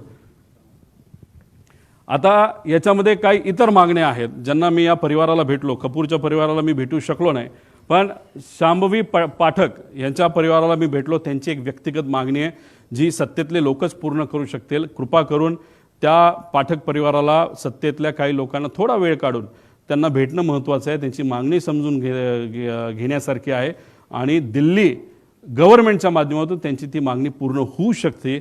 म्हणून मी आपल्या माध्यमातून त्या लोकांना जे सत्तेत आहेत त्यांना विनंती करतो. विदीप जाधव यांच्या मुलांचं शिक्षणाची जबाबदारी आम्ही घेतली, तो विषय तिथं संपलेला आहे. पण त्याच्याचबरोबर त्यांच्या पत्नी या ठाणे महानगरपालिकेमध्ये कॉन्ट्रॅक्टवर काम करतात. एकनाथ शिंदे साहेबांना आम्ही भेटूच, पण या प्रेस कॉन्फरन्सच्या माध्यमातून त्यांच्या नेत्यांना आणि एकनाथ शिंदे साहेबांना आणि श्रीकांतभाऊ शिंदेंना मी विनंती करतो की त्यांना परमनंट जर आपल्याला करता आलं या संवेदनशील विषयाच्या माध्यमातून, ते फार महत्त्वाचं त्या ठिकाणी ठरू शकतो. पिंकी माळी यांचा भाऊ यांना कॉन्ट्रॅक्टवर आम्हाला एका ठिकाणी नोकरी देता आली, जेवढं जमलं तेवढं, पण शेवटी तिचा याच्यामध्ये त्या ठिकाणी अपघात झालेला. ती आज त्या परिवाराबरोबर नाही. त्या परिवाराला आर्थिक दृष्टिकोनातून सबलीकरण करण्याचा फार मोठा वाटा त्या मुलीचा होता, युवतीचा होता. ती आज त्या परिवाराबरोबर नाही. त्या मुलाला परमनंट जर काय करता आलं, चांगला पगार जर तिथं देता आला, तर त्या बाबतीत सुद्धा तिथं विचार करण्यात यावा. कारण पिंकी माळींना शिकवण्यासाठी त्या टॅक्सी चालक वडिलांनी मुलगी असली तरी 50-60 लाख रुपये खर्च करून तिला शिकवण्याचा प्रयत्न केला आणि शिकवलं सुद्धा. पण दुर्दैवाने ही घटना त्या ठिकाणी घडली. त्यामुळे त्या परिवाराला सुद्धा मदत त्या ठिकाणी करण्याची जरूरत आहे. त्याच्याचबरोबर नंतर आम्ही अधिवेशनामध्ये विषय मांडूच, अजितदादांची नावं कुठल्या कुठल्या वास्तूला, कुठल्या कुठल्या गोष्टींना त्या ठिकाणी दिली जावीत, ह्या आमच्या मागण्या येत्या काळामध्ये त्या ठिकाणी असतील. पुढं आणि जस्टिस फॉर अजितदादा हॅशटॅग या पद्धतीने अख्खा महाराष्ट्र विचारतोय काय खरं घडलं 28 तारखेला, 28 तारखेच्या आधी. पण जे 28 तारखेला घात का अपघात जो घडला, त्याच्यामुळे सर्व महाराष्ट्रातले सामान्य लोक आज चिंतेत आहेत. आणि आज एवढा मोठा नेता आपल्यातून गेला तर आपलं उद्या कसं व्हायचं असा प्रश्न त्यांना तिथं पडलेला आहे. पण जस्टिस फॉर अजितदादा या पद्धतीने आम्ही सर्वजण आणि शुभचिंतक असे अनेक जण आम्ही सगळेजण मिळून या विषयासाठी, या इन्व्हेस्टिगेशनसाठी, हे इन्व्हेस्टिगेशन योग्य पद्धतीने व्हावं आणि आयुष्याच्या आमच्या स्वतःच्या शेवटच्या काळामध्ये जेव्हा आम्ही या विषयाकडे लक्ष देऊ, तेव्हा आम्हाला कुठेतरी एक समाधान असेल की अजितदादांच्या घात का अपघाताच्या बाबतीत योग्य असं इन्व्हेस्टिगेशन व्हावं. यासाठी महाराष्ट्राच्या जनतेने, पत्रकारांनी आणि माझ्यासारख्या एक सामान्य कार्यकर्त्याने सुद्धा यासाठी पुढावा घेतला. माणूस आपल्यात नसला तरी जस्टिस त्यांच्या त्या गोष्टीला मिळालं असं एक समाधान शेवटच्या आयुष्याच्या लेवलला हे आम्हा सगळ्यांना त्या ठिकाणी असावं, एवढीच आमची छोटीशी साधीशी इच्छा. हिंदीमध्ये नंतर बोलू का? बरं ठीक. हिंदीचं काय करू? हिंदी नंतर घेतो. नको नको.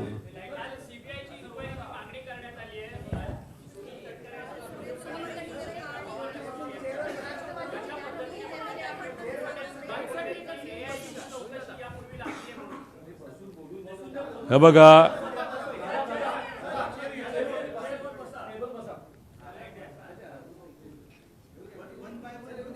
वन बाय वन घ्या, 1 तास विचारतं विचारा, मला काय नाही.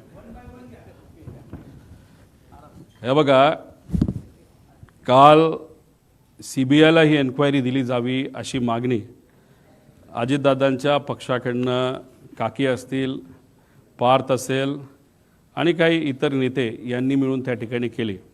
चांगली गोष्ट आहे. मी त्यांचं पत्र बघितलं, मी जे मुद्दे मांडले ते त्या पत्रामध्ये दिसले. म्हणजे माझ्या मनात ज्या शंका आहेत त्यासुद्धा त्यांच्या मनामध्ये आहेत. ही एक महत्त्वाची गोष्ट आहे.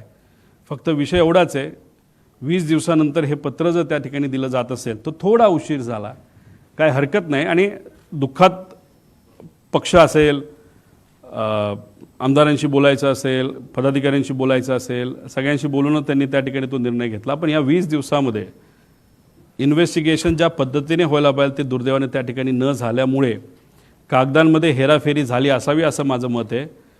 ठीक आहे, आम्ही सत्तेत नसताना एवढं लढतोय. त्यांनी काल पत्र दिलं असेल, त्याचा फायदा नक्कीच त्या ठिकाणी होईल. देवेंद्र फडणवीस साहेबसुद्धा लगेचच्या लगेच CBIला परवानगी देतील. CID पण इन्व्हेस्टिगेशन करेल, CBI सुद्धा इन्व्हेस्टिगेशन करेल, DGCA पण इन्व्हेस्टिगेशन करेल. आणि बाहेरून एखादी एजन्सी ही घ्यावीच लागेल, एखादी नाही 2 एजन्स्या, आणि त्याला कंट्रोलिंग एक प्रमुख बॉडी असावी असं आमचं मत आहे.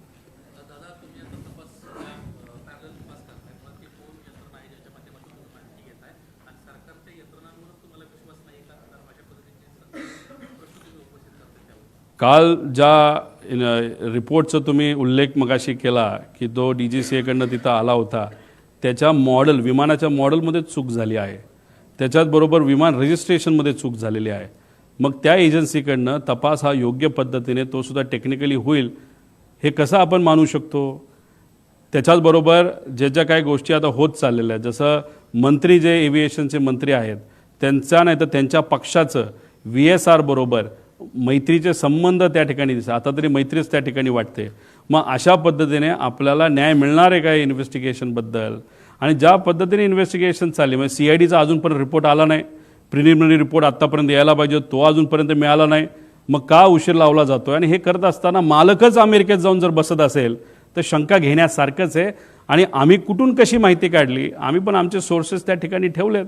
आमच्याकडे पण ज्या माहिती आहेत त्यासुद्धा आम्ही काय आमच्याच घरी नाही तर ऑफिसमध्ये ठेवतो असं नाही, आम्ही 4-5 लोकांकडे त्या ठिकाणी ठेवत असतो. आणि माझ्याबरोबर जी टीम करते त्यांनासुद्धा माहीत नाही की आम्ही ते कुठे ठेवत असतो. आणि फक्त ही अर्धवट आत्तापर्यंत आलेली ही अर्धी माहिती आहे.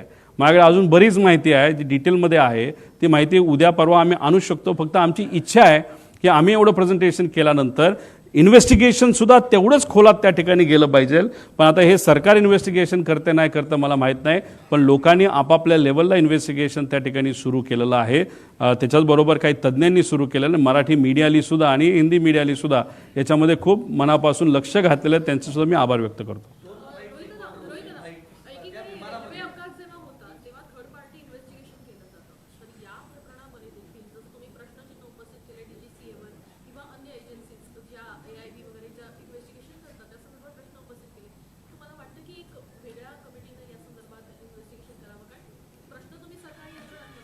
शंभर टक्के CBI घ्यायची असेल तर घ्या. CID घेतलीच आहे ती ठीक आहे. त्याच्याचबरोबर DGCAची आहे, त्यांची इंटरनल इन्व्हेस्टिगेशन एजन्सी, हरकत नाही. पण भारताच्या बाहेरच्या 2 एजन्स्या तुम्ही घ्याव्यात. आणि ह्या सगळ्या एजन्सीला रिपोर्ट करण्यासाठी नाही तर रिपोर्ट ज्यांना केलं पाहिजे त्याला एक कमिटी फॉर्म करा. त्या कमिटीमध्ये मी जसं सांगितलं महाराष्ट्रात विरोधी पक्ष नेता नाही तर त्यांचा घेता आला असता, पण देशाचे विरोधी पक्ष नेता तुम्ही घ्या.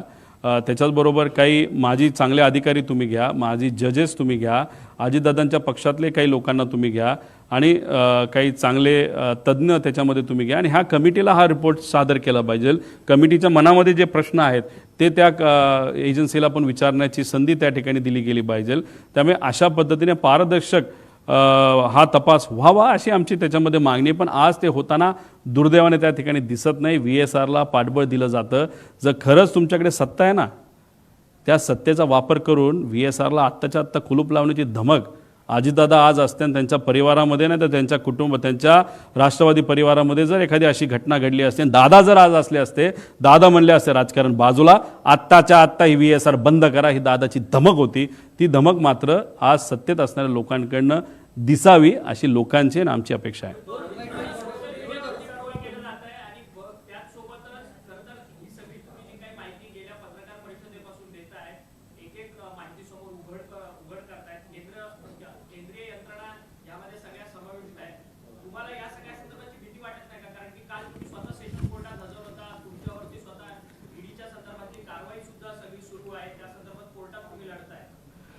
एकतर भीती मला वाटत नाही, पण माझ्या परिवाराला 100% त्या ठिकाणी भीती वाटते. एवढ्या मोठ्या लोकांना जर तू अंगावर घेत असेल, त्याच्याचबरोबर एवढी मोठी लोक जर कुणी असेल, कारण ही घटना घडवायला फार मोठे लोक त्याच्या मागे असू शकतात, नाही तर लागतील. आणि मग या लोकांना तू अंगावर घेत असतील तर आम्हाला तुझी काळजी वाटते. हे माझ्या पत्नीलीसुद्धा मला बोलून दाखवलं आहे, माझ्या मुलांनी मला बोलून दाखवलं आहे, माझ्या आईवडिलांनी आणि माझ्या सासऱ्यांनी आणि सगळ्या जवळच्या लोकांनी ते बोलून दाखवलेलं आहे. पण आपण नाही लढणार तर कोण लढणार? कारण का हा विषय अतिशय भावनिक आहे महाराष्ट्रासाठी सुद्धा आणि आमच्या परिवारासाठी सुद्धा. जर भीतीपोटी आम्ही थांबलो, शांत बसलो तर आम्ही मराठी माणसं कशाचे आणि आम्ही पवार कसले? आम्ही लढत आहोत, ठीक आहे, भीती आहे. उद्या जाऊन या बाबतीत काही गोष्टीची दक्षता आम्ही घेतली आहे आणि बघू आमचे कार्यकर्तेसुद्धा त्या बाबतीत काय भूमिका घेत आहेत. उद्या जाऊन आपण बघणार आहोत. काही कार्यकर्त्यांनी इच्छा व्यक्त केलेली आहे की उद्या जाऊन कुठेतरी काही वेगळ्या पद्धतीने आपल्याला काही प्रोटेक्शनच्या बाबतीत करता येईल का, पण तो त्यांचा त्या ठिकाणी विषय आहे.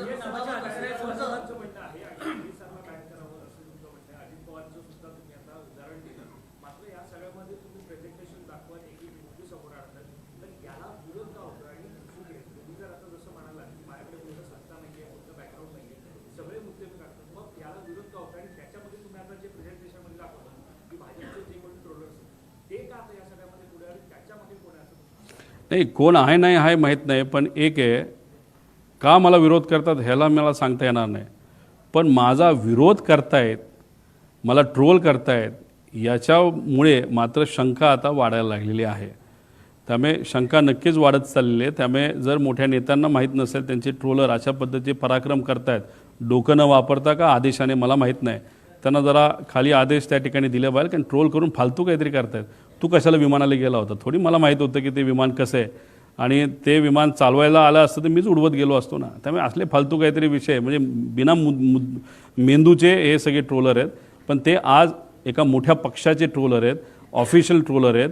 आणि त्याच्याचबरोबर त्या व्यक्तीने 2 दिवसाच्या आधी एक अशी ट्विट केली होती जे मला कळालं, ती 2 जणांकडे आहे, ते मला देत नाहीत पण ते देतील, की त्याच्यामध्ये त्यांनी दिलं की 2 दिवसामध्ये एक फार मोठा भूकंप या महाराष्ट्रामध्ये राजकीय दृष्टिकोनातून होईल, अशी काहीतरी त्या ठक्कर नावाचा का कोण येतो त्याची ती ट्विट होती.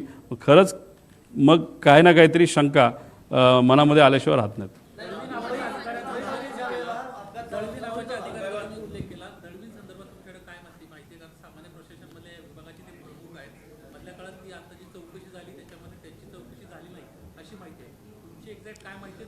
बघा, अकाउंटेबिलिटी ऑफिसर आणि एक सेफ्टी ऑफिसर असतो. दळवी कदाचित अकाउंटेबिलिटी ऑफिसर असतील महाराष्ट्र सरकारचे, महाराष्ट्राकडे जी कुठली विमानं नाही ते हेलिकॉप्टर असतील त्या NOCPचे, म्हणजे ते NOCPचं लायसन्स असतं, आणि मिश्रा हे सेफ्टी ऑफिसर असतील.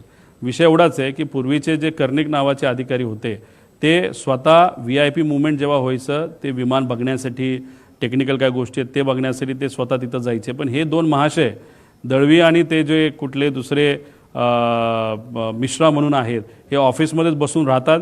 तो जो ॲरोचा आणि दुसऱ्या कंपनीचा जो ग्रुप आहे त्या ग्रुपवर हे आहेत, आणि त्या ग्रुपवर तो पवार नावाचा जो कोणी हँडलर आहे ॲरोचा, तो जर टाकत असेल की विजिबिलिटी ओके, तर या 2 महाशयांची जबाबदारी होती बाबांनो चेक करायची, ATCला फोन करायची, अरे VIP ट्रॅव्हल करणारे खरंच विजिबिलिटी आहे का नाही आहे, हे मात्र झोपले राहिले. मग तुम्ही पदावर असाल, तुम्ही सरकारचा या लोकांच्या कष्टाचा टॅक्सचा पैसा घेऊन तुमचं घर चालवत असाल, तर या विषयासाठी तुम्ही सुद्धा जबाबदार आहेत. त्यामुळे त्यांना सुद्धा जबाबदार धरलं पाहिजे, ॲरोला जबाबदार धरलं पाहिजे, VSRला जबाबदार धरलं पाहिजे, आणि जे काही सिंग वगैरे हे जे काही नावं मी सांगितलेले त्या सगळ्यांना जबाबदार धरण्याची जरूरत आहे.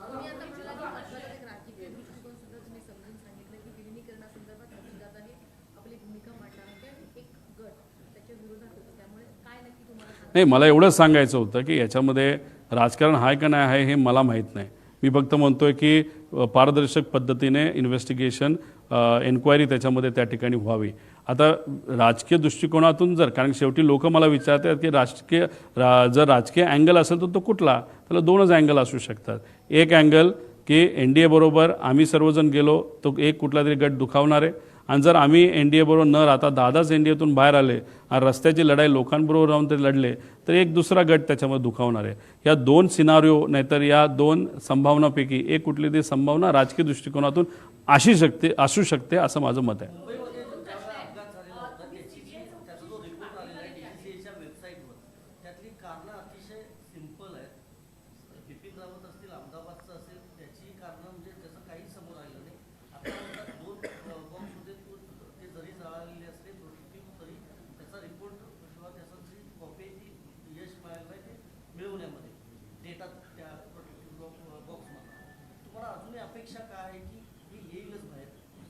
नाही आलं तर आम्ही काय सोडणार आहे का? आम्ही कुठून ना कुठेतरी माहिती त्या ठिकाणी काढू ना. आणि शेवटी काय आहे की अधिकारी काय सगळेच खराब असतात नाही ना, असं नाही ना. काही चांगलेही अधिकारी आहेत, चांगले पत्रकार आहेत, काही माजी अधिकारी त्या कंपनीमध्ये काम केलेले पायलट आहेत ते चांगले आहेत, ते त्या ठिकाणी स्वतः इन्व्हेस्टिगेशनला तिथं लागलेले आहेत. त्यामुळे माहिती बाहेर येणार आहे, 100% घेतला पाहिजे. का? कारण विषय एवढाच आहे, त्यांनी ह्याच्यामध्ये काय केलं असं मी म्हणणार नाही, पण VSRला पाठबळ देण्याचं नाही तर VSRला सेफ करण्याचं काम ते करतायत का असा प्रश्न मला पडतोय. कारण रोहित सिंगच्या लग्नामध्ये त्यांच्याच पक्षातला एक प्रमुख नेता हा लग्नाला त्या ठिकाणी गेला होता, आणि मग अशा पद्धतीने तिथं जर VSRचं तुमचं पारंपरिक संबंध असतील का आर्थिक असतील हे मला सांगता येणार नाही.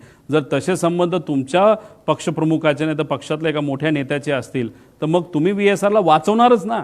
तुम्ही VSRला त्या इन्व्हेस्टरच्या अँगलनी वाचवणार, मैत्रीपोटी वाचवणार, कोणाचं अजून काय असेल नाही तर हे अधिकारी जे DGC सगळे अडचणीत येतील.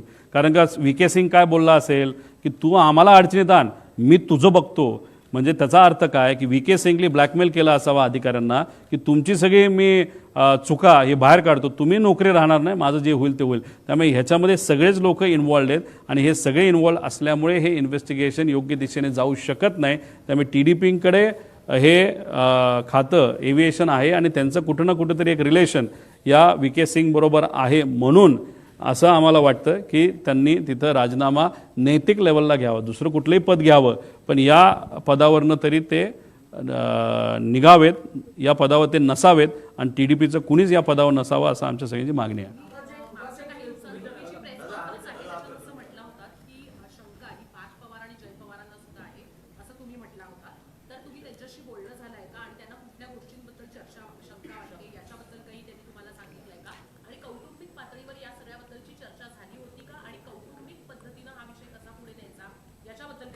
पार्थ आणि जय बरोबर 13 दिवसात मी बोललो. 13 दिवस झाल्यापासून आजपर्यंत अजूनपर्यंत आम्ही बोललेलो नाही. त्याच्याचबरोबर काकींबरोबर पण या बाबतीतली थोडी चर्चा झाली होती 13 दिवसामध्ये की मला अशी शंका आहे, मी प्रेझेंटेशन करण्याचा विचार त्या ठिकाणी करतोय. पार्थबरोबर चर्चा झाली होती, पण त्यानंतर मी कोणाचंच काही परवानगी घेत नसतो. जे वाटतं ते त्या ठिकाणी मी मांडत असतो, त्यामुळे मी कोणाचीही परवानगी घेतली नाही. पण त्यांच्या कानावर नक्कीच ह्या गोष्टी असाव्यात आणि त्यांना पार्थ आणि मुलांना आणि काकी त्या मानसिकतेत नव्हते. ते फार मानसिक दृष्टिकोनातून डिस्टर्ब त्या ठिकाणी होत्या. मुलंही डिस्टर्ब तशी होतीच, पण पार्थला आणि जयला शंका नक्कीच आहे असं त्यांच्या हावभावातून आणि चर्चेतून मला जाणवतं.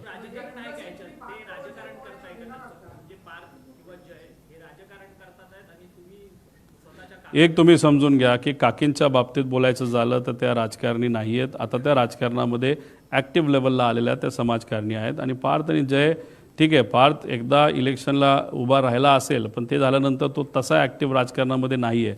त्यामुळे राजकारण काय असतं हे त्यांना समजायला वेळ त्या ठिकाणी जाणार आहे. त्यामुळे मग जेव्हा अशी परिस्थिती असते तेव्हा आपण साहजिकच आहेत आपल्या पक्षामध्ये जे अनुभवी नेते आहेत, ज्यांनी दादांबरोबर त्या ठिकाणी काम केलं आहे राजकीय निर्णयासाठी, जसं शपथविधी घेण्यासाठी, मग अजून काय करायचं ह्याच्यासाठी आपण त्या पक्षातले राजकीय नेत्यांवर अवलंबून असतो. त्यामुळे हे तिघं आज राजकीय त्यांच्या पक्षातले जे प्रमुख मोठे नेते आहेत त्यांच्यावर राजकीय भूमिकेसाठी अवलंबून आहेत. त्यामुळे ते परिवार म्हणून राजकारण करतात असं मला वाटत नाही. पण ज्या काही घटना घडल्यात त्यांचे जे मार्गदर्शक आहेत त्यांना थोडंसं राजकारणाचं जरा जास्त पडलं का काय अशी शंका लोकांना नक्कीच निर्माण त्या ठिकाणी होते.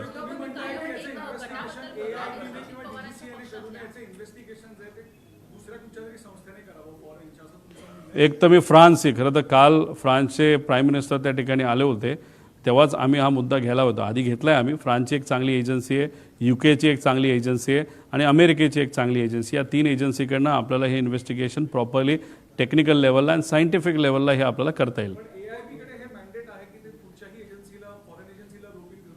घ्या ना, पण AIBने जर अशा फॉरेन एजन्सी घेतल्या तर DGSA मधले अर्धे अधिकारी निघून जातील आणि बरेच काही लोक अडचणीत येतील. तेवढी हिंमत आणि तेवढी ताकद या एजन्सीकडे आहे का बघावं लागेल.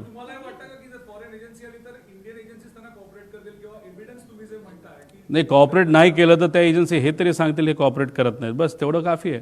आमचं हेच म्हणणं आहे कॉपरेट होणार नाही आणि त्या एजन्सी आल्यानंतर हेच सिद्ध होईल की हे कॉपरेट करत नाहीत आणि करणार नाहीत.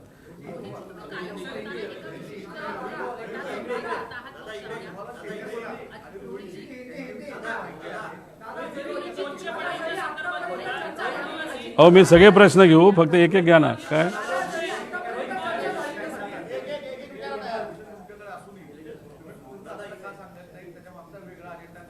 नाही, मी पूर्णपणे ही इन्फॉर्मेशन का देत नाही, कुठले नेते आले होते यांची नावं आहेत, काही लोकांचे फोटो आहेत, कारण मला ह्याच्यात राजकारण आणायचं नाही. पण मी एकच गोष्ट सांगतोय की त्याच्या लग्नाला मोठे नेते 100% गेले होते. जर रोहित सिंग जो VSRचा मालक आहे आणि जो अतिशय चुकीच्या पद्धतीने विमान चालवायचा, बऱ्याच त्याच्यावर इलिगॅलिटीज आहे, अशा व्यक्तीच्या लग्नात जर तुम्ही जात असाल तर कुठं ना कुठेतरी तुमचे व्यक्तिगत, पारंपरिक नाही तर व्यावहारिक काय ना काहीतरी रिलेशन त्याच्यामध्ये असावं. आणि मग ते कोण आहेत नेते ते खरं खोटं म्हणजे गेले होते हे खरं आहे, पण त्यांचे संबंध काय हे मला माहीत नसल्यामुळे मी कोणाची नावं त्याच्यामध्ये घेत नाही.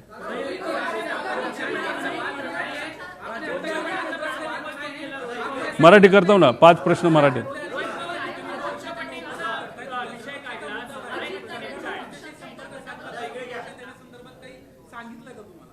मला सुरक्षा कोण देणार? मला जास्तीत जास्त सुरक्षा माझे कार्यकर्ते देतील. माझी पर्सनल जी कुठली सिक्युरिटी असेल ती सुरक्षा त्या ठिकाणी देऊ शकते. आता त्याच्या व्यतिरिक्त जर सरकारला असं वाटलं की नाही सिक्युरिटी ही दिली गेली बाहेर, आता तो कार्यकर्त्यांच्या इच्छेचा आणि सरकारचा त्याच्यामध्ये त्या ठिकाणी विषय आहे. पण नक्कीच मी फार मोठी रिस्क या पत्रकार परिषदेच्या माध्यमातून गेल्या आणि आता घेतोय याची जाणीव मला सुद्धा आहे, माझ्या परिवाराला सुद्धा आहे. पण शेवटी कोणातरी या विषयासाठी लढावं लागेल.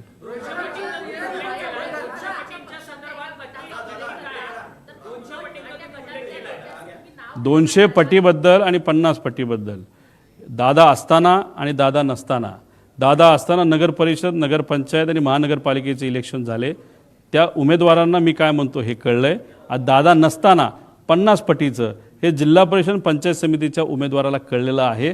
त्यामुळे त्यांच्यात काय चर्चा ही फक्त मी बोलून दाखवली. आणि हा विषय मला जो सांगण्यात आला इथून 150 किलोमीटरवर एक कुठला तरी मतदारसंघ असावा, चांगला मतदारसंघ आहे, अशा एका जबाबदार आमदाराकडूनच हा विषय त्या ठिकाणी माझ्यापर्यंत आलेला आहे.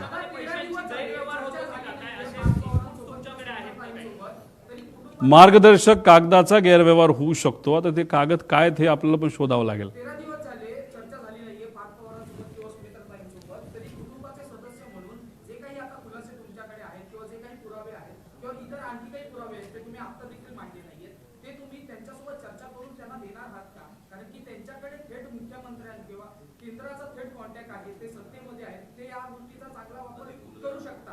मीडिया म्हणून तुम्ही इच्छा व्यक्त करत आहात, पब्लिक म्हणून महाराष्ट्राचे नागरिक इच्छा व्यक्त करतायत, म्हणून ही प्रेस कॉन्फरन्स मी घेतो आणि हे पुरावे त्यांना देतोय.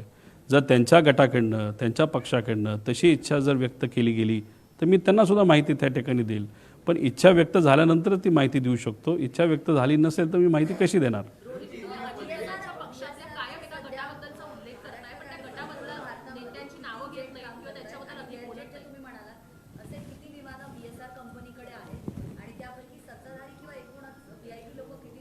VSR व्हेंचर्स आणि VSR कॉर्पोरेशन नावाच्या 2 कंपन्या त्याच्यात 27 विमानं आहेत. 27 विमानापैकी आपले जे सगळे नेते बऱ्यापैकी विमानं त्याच्यामध्ये वापरतात. मुख्यमंत्री साहेब जर धावपट्टी मोठी असेल तर 600 लेगेसी 600 एक चांगलं विमान आहे, ज्याच्यातून मी त्या सेलिब्रिटी खेळाडूला घेऊन गेलो होतो का ते 2000 होतं माहीत नाही. आणि एकनाथ शिंदे साहेबसुद्धा प्रिफर करतात छोटं नको मोठं विमान द्या. पण दादांना काटकसर करायची सवय. दादांनी सांगितलं की बाबांनो दिल्लीला जायचं असेल तर मला लेगेसी द्या, नाही तर मोठं द्या. बाकी वेळेस जरा स्वस्तातलं साधं त्या ठिकाणी कुठलं तरी सेफ विमान हे मला त्या ठिकाणी द्या. आणि दादा मग लेअर जेट वापरायचे, बाकीसुद्धा लेअर जेट त्याच्यामध्ये वापरायचे. पण दुर्दैवाने ही घटना दादांच्या बाबतीतच त्या ठिकाणी झाली.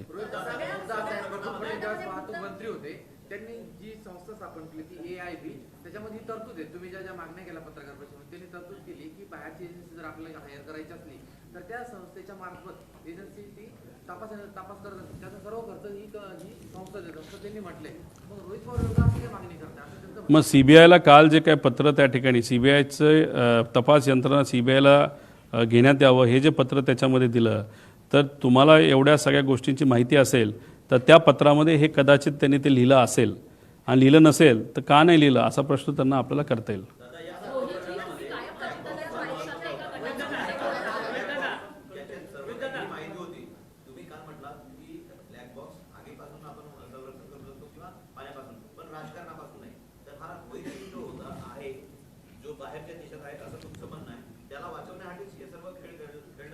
असं दिसतंय.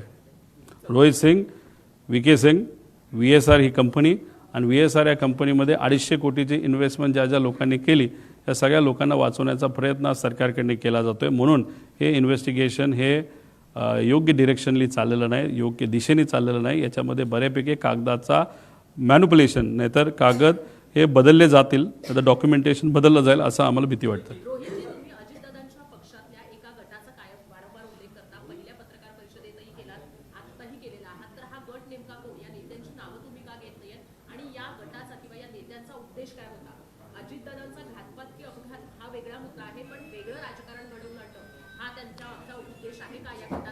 बरं, मला आज विलिनीकरणाबद्दल काहीच बोलायचं नव्हतं. लेकिन विलिनीकरणाचा एक विषय मी इथं मांडतो. जर हे दोन पक्ष एकत्र आले असते आणि दादांची इच्छा अशी होती की हे पक्ष एकत्रित यावे भावनिक दृष्टिकोनातून, आणि जर ते एकत्र आले असते, विलिनीकरण झालं असतं, तर महाराष्ट्राचा प्रदेश अध्यक्ष हे डॉक्टर अमोल कोल्हे झाले असते.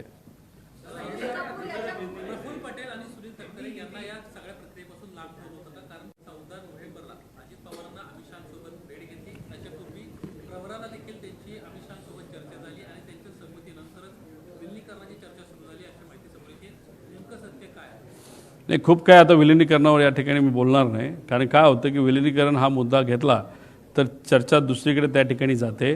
दुसऱ्या पक्षातल्या काही गटाला विलिनीकरणावर चर्चा करायला लय भारी वाटतं. बरेच प्रेस कॉन्फरन्स बघितले तर त्यात फक्त विलिनीकरण ते त्या ठिकाणी बोलत आहेत. आम्हीच आहोत जे अजितदादांचा घात का अपघात या विषयावर त्या ठिकाणी बोलतोय. त्यामुळे त्यांना ज्या विषयावर बोलायचं आहे त्या विषयावर मी बोललंच पाहिजे असं नाही. त्यामुळे आज नाही, आमच्याकडे माहिती खूप आहे.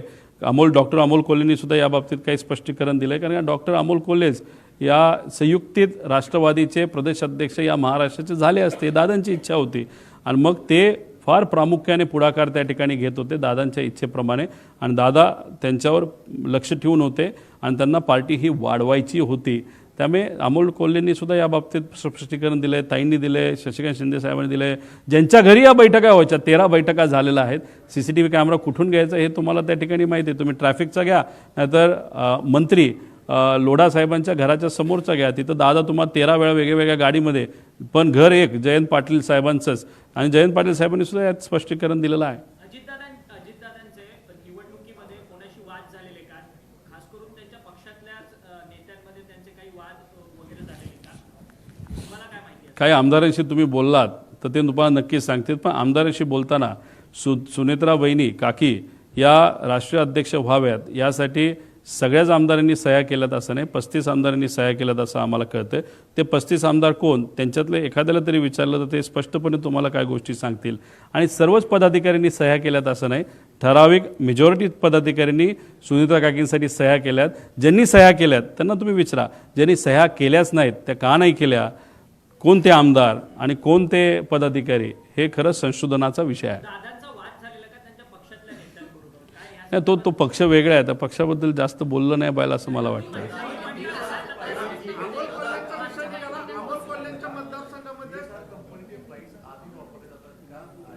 आधी वापरले जात होते आणि दुर्दैवाने आत्ता सुद्धा वापरले जात आहेत. म्हणून मला CM साहेबांना सांगायचं आहे, DCM साहेबांना सांगायचं आहे, सर्व मंत्र्यांना विनंती करायची, सर्व सेलिब्रिटीला विनंती करायची आहे. VSR कंपनीमध्ये मेंटेनन्सचा खूप मोठा घोळ होता आणि दुर्दैव असं की एवढी मोठी घटना होऊन सुद्धा जर तुम्ही त्या विमानाने ट्रॅव्हल करत असाल तर उद्या जाऊन एखादी दुर्दैवी घटना, आम्ही आमच्या काकाला गमावलेलं आहे, दादाला गमावलेलं आहे, अजून एखादा मोठा नेता नाही तर सेलिब्रिटी, याच्या बाबतीत काय एखादी गोष्ट होऊ नये याची दक्षता DGCA पण घेतली पाहिजे. म्हणूनच VSRचे सगळे फ्लाईट्स हे बंद झाले पाहिजे अशी आमच्या सगळ्यांची मागणी आहे.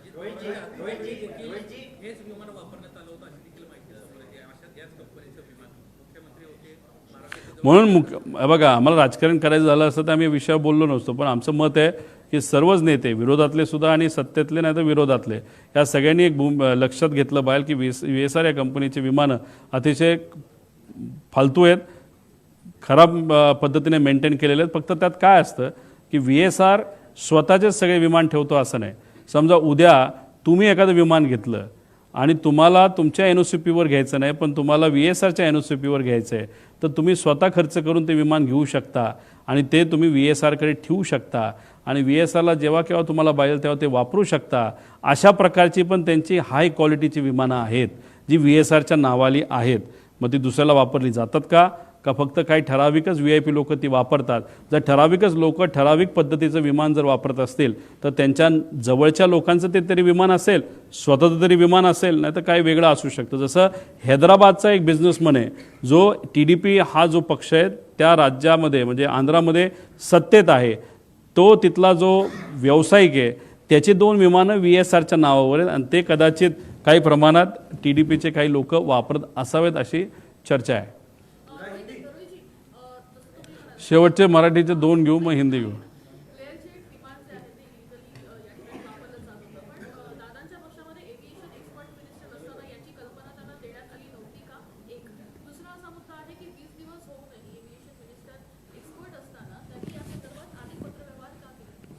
प्रायोरिटी वेगळ्या असतात. त्यांची प्रायोरिटी त्या नेत्यांची सत्ता स्थापन करणं, पदं मिळवणं आणि काही इतर गोष्टीमध्ये कदाचित ती प्रायोरिटी सगळ्या नेत्यांची कदाचित ती राजकीय नेत्यांची ती प्रायोरिटी त्या ठिकाणी असते असं मला वाटतं. पण राहिला प्रश्न तुमच्या अनुभवाचा, तुम्ही तिथं मंत्री होता, त्या अनुभवाचा फायदा या इन्व्हेस्टिगेशनला व्हावा अशी लोकांची इच्छा आहे ना. पण ते होताना दिसत नसल्यामुळेच कुठंतरी लोक नाराज आहेत. त्यामुळे त्यांच्या अनुभवाचा वापर त्यांनी करावा. आणि तसंही 2009ला ही कंपनी फॉर्म झाली असली तरी 2014ला NOCPचं लायसन्स त्यांना मिळालं आहे. त्यावेळेस कोण मंत्री होतं, त्यांचा तो अनुभव होता. एवढं फटीचर कंपनी रजिस्टर आणि त्याला NOCP जर मिळत असेल, तो सुद्धा हा एक कुठला तरी एजंट होता. कोण? हा VK सिंग. या एजंटला एक कंपनी फॉर्म करणं, NOCP सारखं एक मोठा लायसन्स त्या काळामध्ये त्या ठिकाणी मिळणं आणि नंतर ते झाल्यानंतर त्यांनी B-200 नावाचं एक विमान घेणं आणि त्याच्यानंतर 2019 नंतर म्हणजे कोविडच्या काळामध्ये त्यांना भरारी मिळणं आणि इन्व्हेस्टमेंट वाढणं, ह्या वेगळ्या वेगळ्या शंका आपण नक्कीच या बाबतीत घेऊ शकतो. नाहीतर ह्याच्यात जे काही अधिकारी आहेत आणि जे कोणी जबाबदार आहेत त्या लोकांना शोधून काढून का अशा फटीचर कंपनीला, जे डॉक्युमेंटेशन प्रॉपर करत नाही अशा कंपनीला कसं लायसन्स मिळालं, कशी विमानं त्यांनी भारताच्या बाहेरून आणले, कसे ते रजिस्टर करून दिले, असे अनेक प्रश्न निर्माण होतात.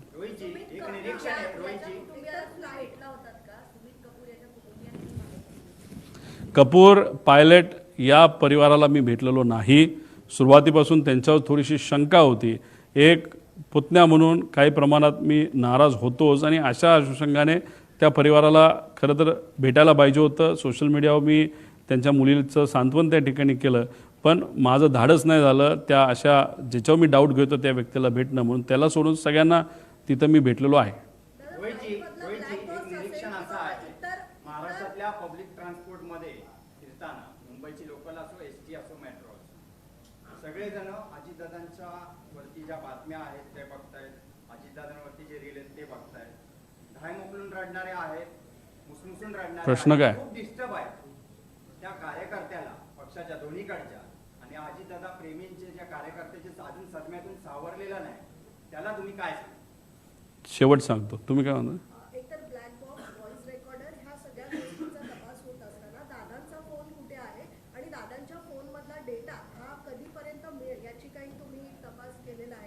तो त्यांचा व्यक्तिगत डेटा आहे, व्यक्तिगत माहिती आहे. माझ्या अनुषंगाने त्यांच्या परिवाराकडे ते सर्व फोन असावेत.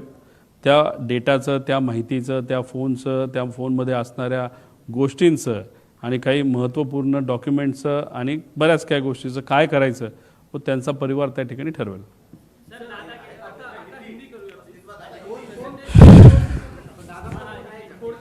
मग माहिती रिकवर होण्याच्या परिस्थितीमध्ये तो फोन आहे. 4 फोन आहेत, ते आहेत असं वाटतं. पूछो.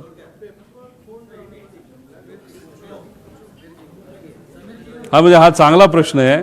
फोन टिकला पण ब्लॅक बॉक्स हा खराब झाला असं जे इन्व्हेस्टिगेशन एजन्सीवाले म्हणतात आणि पेपरसुद्धा बरेच दिसतात त्या ठिकाणी.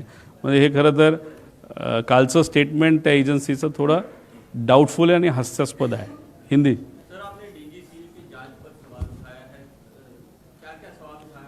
एक तो ये जो प्लेन रजिस्टर हुआ, ये तो पुराना प्लेन है, US से लाया गया है. बहुत सारे अलग अलग देशों से प्लेन लाया गया. ये लेयर जेट नाम का जो प्लेयर का ब्रांड है बम्बार्डियर कंपनी का, तो उसमें जो स्पेसिफिकेशंस होते हैं वो स्पेसिफिकेशंस अगर बाहर के देश में, अगर US में तो अलग होते हैं. और इंडिया के जो DGCA होता है या जो भी अथॉरिटी है कंट्रोलिंग एजेंसी, उसके जो नॉर्म्स है वो अलग होते हैं. अगर वो नॉर्म के हिसाब से उस प्लेन में वो सिस्टम नहीं होगा या कुछ अलग, जैसे CVR के बारे में बोला कि जो विमान प्लेन में था 30 मिनट का था, लेकिन नॉर्म्स के हिसाब से 2 घंटे का चाहिए. अगर 30 मिनट का होते हुए भी अगर वो प्लेन रजिस्टर होता है तो ये सब जो प्लेन है इलीगली DGCA के अधिकारी को हाथ में लेते हुए ये रजिस्ट्रेशन हुआ है, ऐसे हम सबका कहना है. तो ये DGCA के कुछ अधिकारी इसमें वहाँ पे इन्वॉल्व है. श्वेता सिंह नाम की एक कोई लेडी है, वो पॉलिटिकली बहुत कनेक्टेड है, उनका भी इसमें कुछ ना कुछ तो रोल हो सकता है. इसलिए जो इन्वेस्टिगेशन टीम बनाई है 6 लोगों की, उसमें एक तो लेयर जेट का अनुभव न होने वाले लोग ज़्यादा है. कोई भी नहीं है जो इसका लेयर जेट का अनुभव है. सब जन ये DGCA के लोग हैं. अभी हम ऑब्जेक्शन DGCA पे ले रहे हैं क्योंकि जो मॉडल नंबर है जो अभी इन्वेस्टिगेशन उनका जो भी इंफॉर्मेशन बाहर आ रहा है उसमें मॉडल नंबर ही उन्होंने गलत किया है। तो इस तरीके का अगर मॉडल नंबर पे ही अगर आप टेक्निकली गलत करते हो तो इन्वेस्टिगेशन कैसे आप अच्छे तरीके से कर सकते हो, ऐसे हम सबका कहना है। इसलिए बहुत सारे फ्लॉज है। और ये दूसरी बात, VSR नाम की ये जो कंपनी है उसके जो ओनर्स है VK सिंह और रोहित सिंह, इनको बहुत बड़े नेताओं का और बिजनेसमैन का सपोर्ट है। उनको सेफ रखने की कोशिश वहाँ पे की जा रही है VSR को। अगर ये इतना बड़ा एक्सीडेंट, बड़ा नेता वहाँ पे जाने के बाद, गुजर जाने के बाद भी अगर ये फ्लाइंग कर रहा है VSR, तो डेफिनेटली वहाँ पे किसी का तो सपोर्ट है। अभी रोहित सिंह की जब शादी हुई थी, जो हमको पता चला है 1.5 साल पहले या 2 साल पहले जयपुर में मैरियट ये जो होटल है उसमें उस वक्त सत्ता में बीजेपी के भी बहुत बड़े नेता वहाँ पे आए थे। कौन है कैसे, नेताओं को मालूम है, उनके मन में होगा कि हम गए थे। और दूसरी बात, TDP ये जो पक्ष है उनके भी बहुत बड़े नेता वहाँ पे गए थे। अभी आज जो मिनिस्टर है एविएशन वो TDP पक्ष के हैं। तो अभी अगर आपके संबंध थे रोहित सिंह के साथ जो VSR का मालिक है, तो आप इन्वेस्टिगेशन प्रॉपरली कैसे करोगे, ऐसा प्रश्न हम सबको पड़ता है। अजीत पवार पार्टी के वरिष्ठ नेता हैं, आप उन पर भी पहले दिन से सवाल उठाए, क्या उन पर किसी को आपको शक है उन पर किसी पे कि जो इस घटना के पीछे हो सकता है? देखो, ये घटना की गई है ऐसा तो डेफिनेटली शक है, कॉन्स्पिरेसी 100% है, ऐसे हम सबको वहाँ पे लगता है। अभी इसके पीछे राजनीति है कि नहीं वो देखने की जरूरत है। अगर राजनीति है ऐसे अगर हमको सोचना है तो 2 टाइप का विषय आ सकता है। एक 2 टाइप के गुट है। एक गुट ऐसा है कि जो नहीं चाहता था कि हमारा जो दूसरा पक्ष है वो उस पक्ष के साथ NDA के साथ सत्ता में आए, वो एक थ्योरी है। और पॉलिटिकल थ्योरी की बात करें तो दूसरी पॉलिटिकल थ्योरी है कि शायद दादा ये भी चाहते होंगे कि NDA में न रहे, बाहर आए, लोगों के साथ रास्ते पे लड़ेंगे हमारे साथ। तो ये जो चीज़ जिसको अच्छी नहीं लगती थी वो दूसरा गट है। अगर पॉलिटिकल थ्योरी इसमें लानी है तो इस दोनों गट में से कोई तो हो सकता है। ऐसे पॉलिटिकल थ्योरी को अगर हम कंसिडर करें तो ऐसे हम सबको लगता है।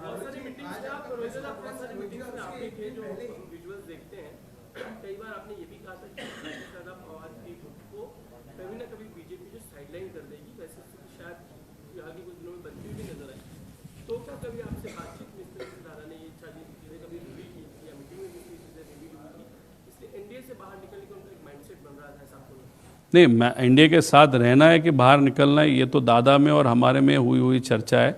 दादा आज नहीं रहे, इसलिए उस चर्चा पे अभी बात करना उचित नहीं होगा, ऐसे हम सबको लगता है। लेकिन ये बहुत बड़ा रिस्ट्रक्चरिंग पार्टी में, उनके पार्टी में उनको करना था। जैसे उनके जो प्रदेश अध्यक्ष है वो कोई यंग बंदा चाहिए, ऐसे उनका कहना था। डॉक्टर अमोल कोल्ले का नाम उन्होंने वहाँ पे प्रपोज किया। इसलिए अमोल कोल्ले अगर आप देखो तो बहुत सारे मीटिंग्स में डॉक्टर अमोल कोल्ले वहाँ पे थे, तो उस एंगल से हमारी चर्चा वहाँ पे होती थी। लेकिन दादा आज नहीं रहे, उनके साथ हमारा कंफर्ट लेवल था, उनकी इच्छा भावनिक इच्छा थी, पॉलिटिकल सेकेंडरी था। लेकिन वो इमोशनली ये 2 पक्ष 2 फैमिली साथ में आनी चाहिए ऐसे उनको लगता था। उसका हम रिस्पेक्ट करते हैं और वो रिस्पेक्ट करते हुए ही हम वहाँ पे दादा के साथ बात कर रहे थे। आज दादा ही नहीं है तो ये विलीनीकरण और 2 पार्टी एक साथ में कैसे, क्यों, क्या, वो उस विषय का उत्तर देना उचित नहीं होगा, ऐसे मुझे लगता है। रोहित जी, आज आपका प्रेस कॉन्फ्रेंस था, उसके एक दिन पहले ब्लैक बॉक्स की जो खबर थी वो सामने आई है। आपने प्रेजेंटेशन में भी बताया कि 1100 डिग्री सेल्सियस या 6000 मीटर वायु थी, लेकिन इसके बावजूद जो ये कहा जा रहा है कि एक तो वो जलने की बात, उस पर आप अगर हिंदी में कह सकें, और दूसरा आपने ये भी कहा कि क्लेम 35 करोड़ की थी, इंश्योरेंस 55 करोड़ का था, लाइबिलिटी इंश्योरेंस 210 करोड़ का। इससे आप क्या कहना चाह रहे थे, इशारा क्या था, अगर वो भी आप हिंदी में? देखो, लाइबिलिटी अगर आप देखो तो लाइबिलिटी ऐसे होती है कि प्लेन में जो ट्रैवल कर रहे थे उनको उसका बेनिफिट होगा। उसी के साथ अगर ये प्लेन किसी घर पे पड़ता, फैक्ट्री पे पड़ता या एनिमल जो शेल्टर होता है उस पर गिरता, तो वहाँ पे जो नुकसान होता तो उस नुकसान को भी लाइबिलिटी में वहाँ पे कंसिडर किया जा सकता है। अभी देखो, ये जो कपूर नाम के पायलट है उनको पर्सनल इश्यूज़ थे। वो क्या है, वो फैमिली विषय होने के कारण मैं ज़्यादा यहाँ पे नहीं बोलूँगा। और वो अल्कोहलिक थे, बहुत दारू पीते थे। उनका दारू का जो ब्रांड था वो बहुत एक्सपेंसिव है। एक बॉटल कम से कम 12-15 हज़ार की वहाँ पे आती है। उनकी वो आदत थी। वो आदत क्यों थी? जेट एयरवेज में के साथ जब थे उनका पगार 10 लाख से 12 लाख महीने का था। लेकिन दारू पीने के बाद उनको वहाँ पे पकड़ा गया। उनका 3 साल के लिए, एक बार 3 महीने के लिए, दूसरी बार 3 साल के लिए उनका लाइसेंस कैंसिल हो गया था। इसलिए वो आप देखो तो 3 साल तक तो उनको काम नहीं था और कोविड के कारण उनको किसी को भी काम नहीं था, तो 5 साल he was out of job. उनके पास दूसरा कोई ऑप्शन नहीं था, ये VSR कंपनी को ज्वाइन करना था। उनकी सैलरी शायद 3-3.5 लाख, और एक बार अगर प्लेन आप फ्लाई करोगे तो 20-25 हज़ार उनको मिलता था। तो कोई भी बड़े जो एक पायलट होता है उसके लिए ये डिमोशन होता है। इमोशनली वो डिस्टर्ब थे, पर्सनल विषय था ही, तो इस सब का इस्तेमाल करते हुए उनको ब्लैकमेल किया गया था। किसने किया गया था, क्यों किया गया था, और उसके एंगल अगर ये लाइबिलिटी इतना बड़ा होगा तो उनके मन में फैमिली को कुछ मदद हो सकती है, वो भी विषय वहाँ पे आते होंगे। इसके कारण ये चीज़ हुआ है कि ऐसा हम सबका डाउट है। और दूसरा प्रश्न क्या था, ब्लैक बॉक्स के बारे में देखो 1100 इज़ अ एवरेज, लेकिन अगर आउटर पार्ट देखो वो 1600 डिग्री सेल्सियस का अगर टेम्परेचर हो, और 1100 ओवरऑल एवरेज की बात करें, वो भी 1 घंटा कंटिन्यूअस आग में डाल दिया 1100, तो प्रॉब्लम आ सकता है। इसलिए बाहर का जो आउटर लेयर है टाइटेनियम का है, 1600 डिग्री सेल्सियस तक टेम्परेचर वो ले सकता है। उसके अंदर एक है, उसके अंदर मुझे प्लेन जिस मटेरियल का बना होता है वो मटेरियल सबसे अंदर होता है, उसके अंदर वो टेक्निकल जो डेटा होता है वो होता है। इसके कारण ये जो बता रहे हैं वो बहुत गलत चीज़ है। और आपको मैंने बताई कि जो रजिस्टर किया जाता है प्लेन, जो US से आया था उसमें 30 मिनट का रिकॉर्डिंग वहाँ पे था, और जो DGCA नॉर्म्स है वो 2 घंटा बोलते हैं, तो वहाँ पे भी इनकी गलती है। तो VSR को बचाने के लिए ये सब कुछ किया जा रहा है कि इन्वेस्टिगेशन अलग लेवल तक नहीं जानी चाहिए, एक्चुअल पॉइंट तक नहीं जानी चाहिए। इसलिए कहाँ पे तो डीरेल ये इन्वेस्टिगेशन को करने की कोशिश कर रहे हैं कि ऐसे हम सब, और ये बात हमने बोली थी कि ब्लैक बॉक्स का कारण लाएंगे, और जो हमने बोला उसमें से 6-7 चीज़ें वहाँ पे हुई है, इसलिए डाउट और ज़्यादा बढ़ते जा रहा है। आप 85 घंटे की बात बता रहे हैं कि 85 घंटे बचे थे, वो पूरी थियरी क्या है, और कोई VIP जाता है तो कितने घंटे शेष होने चाहिए? देखो, हेलीकॉप्टर जब उड़ाया जाता है तब करीबन 2000 से 2500 आवर्स, डिपेंडिंग एयरबस का है कि बेल का है। अगर आप प्लेन की बात करें तो 5000 आवर्स का इंजन का लाइफ होता है। मतलब वो 5000 तक गया तो इंजन कितना भी अच्छा हो तो निकालना होता है, वो बदलना होता है, दैट इज़ अ नॉर्म। तो ये जो 5000 उसका लाइफ था। दादा का एक्सीडेंट जब हुआ, आज अगर उसका लाइफ देखो तो 4915 है, मतलब 85 आवर्स बाकी है। अगर VIP, अगर हम ट्रैवल करते हम भी देखते 500 घंटा बाकी है क्या, 600 घंटा बाकी, हम देखते हैं। तो यहाँ पे तो VIP ट्रैवल कर रहा है, तो एरो कंपनी ने ये चेक नहीं किया था क्या, VSR ने ये चेक नहीं किया था, जो शर्मा और दूसरा जो दड़वी करके अधिकारी है उसने नहीं किया था, डायरेक्टर जो महाराष्ट्र के एविएशन के उन्होंने वो नहीं चेक किया था, क्योंकि ये सब वहाँ पे चैट पे, कोई भी वहाँ पे चेक नहीं किया। और दादा को जो प्लेन दिया पेपर पे वो 85 आवर्स सिर्फ बाकी थे, लेकिन अगर हनीवेल के साथ अगर बात करो और उन्होंने जेन्युइन इन्फॉर्मेशन दिया तो ये प्लेन एक इंजन 8-8 हज़ार घंटे तक वहाँ पे गया था। मतलब उसका लाइफ 5000 है, उसका 5000 लाइफ क्रॉस करके 8000 तक वो गया होगा। मतलब उस इंजन में अभी कुछ भी बाकी नहीं होगा, ऐसी आज की परिस्थिति है। और उसमें VIP, वो भी दादा के लेवल का VIP ट्रैवल करता है, तो ये बहुत डेंजरस चीज़ है। इसीलिए हम बोल रहे हैं कि VSR को बंद किया जाए, सब प्लेन्स नीचे आप उतारो। पायलट जो आज उड़ा रहे उनके सेफ्टी का भी विषय है उस सब एंगल से, और VIP का तो है ही उसके कारण। लेकिन ये सरकार क्यों एक्शन नहीं ले रही, उसका मैंने पार्श्वभूमि बताया था कि VK सिंह और रोहित सिंह बहुत कनेक्टेड लोग हैं, और जो श्वेता सिंह है जो अधिकारी DGCA में, वो भी बहुत कनेक्टेड है। और TDPA के बहुत बड़े नेता रोहित सिंह के शादी के लिए वहाँ पे गए थे, BJP के बहुत सारे नेता वहाँ पे राजस्थान में शादी के लिए गए थे। अगर आपका पर्सनल एंड कमर्शियल रिलेशनशिप अगर VSR के मालिकों के साथ है, और ये उसमें से एक मालिक मायामी में US में अभी जाके वहाँ पे बैठा है, तो ये सब चीज़ देखने के बाद हमको लगता है कि VSR को सपोर्ट किया जा रहा है कमर्शियली। मतलब अभी भी फ्लाइंग चालू है, और इन्वेस्टिगेशन में भी VSR को कोई अड़चन न हो उस तरीके का इन्वेस्टिगेशन हो सकता है, ऐसी डर हम सबको लगता है।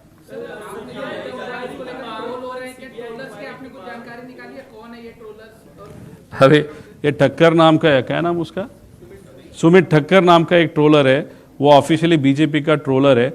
उसके पास अगर आप देखो तो मेरा आधार कार्ड उसने ट्वीट किया है।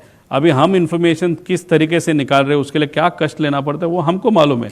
मेरे आधार कार्ड और मेरे साथ जो वीआईपी क्रिकेटर थे उनका भी आधार कार्ड ओपनली पब्लिकली ठक्कर वहाँ पे पब्लिश करता है, तो एयरपोर्ट अथॉरिटी ने उसने वो इन्फॉर्मेशन दी क्या, या सरकार में से किसी ने उसको इन्फॉर्मेशन दी क्या, और वो जानबूझ के कहाँ पे हमने बीजेपी पे बात की है। अगर बीजेपी पे या कोई भी राजकीय पॉलिटिकल नेता पे अगर हम बात नहीं कर रहे, पॉलिटिकल एंगल इसको नहीं दे रहे, तो पॉलिटिकल ट्रोलर मेरे को क्यों ट्रोल कर रहे हैं। और ये ठक्कर ही जो व्यक्ति है 2 दिन पहले उसने एक ट्वीट किया था, वो ट्वीट 2-3 जन के पास है, वो हमको देने वाले अभी तक उन्होंने नहीं दी। उसमें उसने लिखा था कि 2 दिन में महाराष्ट्र में बहुत बड़ा भूकंप होने वाला है, पॉलिटिकल भूकंप होने वाला है, लेकिन 7-7.5 मिनट में ही वो ट्वीट उसने डिलीट की। तो ये ठक्कर कौन है? ये बीजेपी का कार्यकर्ता है। तो वो खुद के लेवल पे वो ट्रोल हमको कर रहा है, या उसकी ट्रोल आर्मी जानबूझ के हम जो विषय मान रहे हैं उसके अगेंस्ट वो ट्रोलिंग वहां पे कर रहा है, तो उसको किसी ने बताया है या खुद कर रहा है, ऐसा प्रश्न निर्माण होता है। और बीजेपी और किसी भी नेता के ऊपर न बोलते हुए भी अगर बीजेपी की ट्रोल आर्मी हमको ट्रोल कर रही है, तो फिर हम अभी बीजेपी पे भी शंका ले क्या, ऐसा प्रश्न हमको अभी पड़ रहा है। उसी के साथ नेता को कुछ मालूम नहीं, देवेंद्र फडणवीस साहब को नहीं मालूम होगा।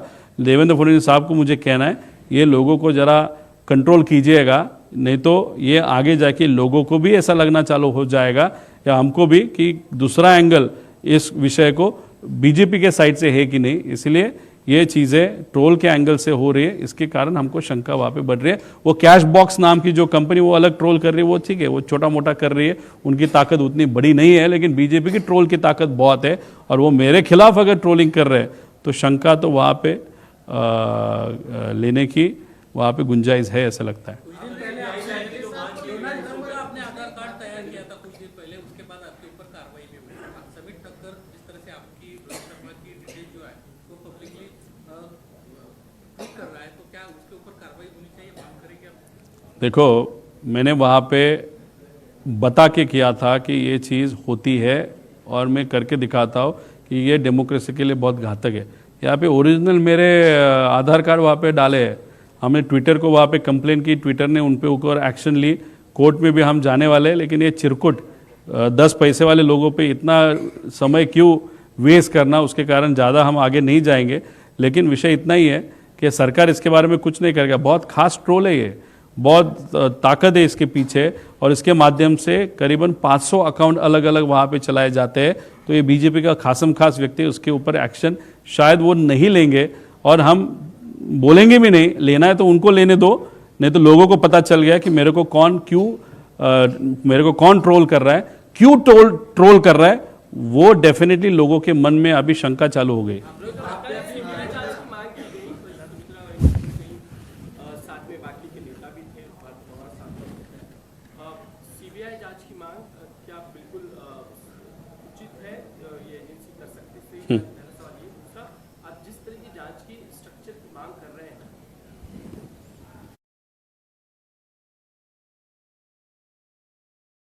मत देखो, उसने अभी ट्वीट किया है, उसको मुझे बताता हूँ, तू ठक्कर है क्या, कौन है, कहाँ से, वो नहीं मालूम। हम महाराष्ट्र के लोग हैं। क्या कहा है उसने? वेलकम बोला है, वेलकम बोला है। अभी वेलकम, हम तो वेलकम आपका करेंगे, लेकिन मराठी मानू से देखेंगे आपको स्वागत किस तरीके से आपको चाहिए होगा। आपको पीछे सरकार है, ताकत है, पैसा है, हमारे पीछे हमारे लोग हैं, हम दिखाएंगे हमारी ताकत क्या होती है।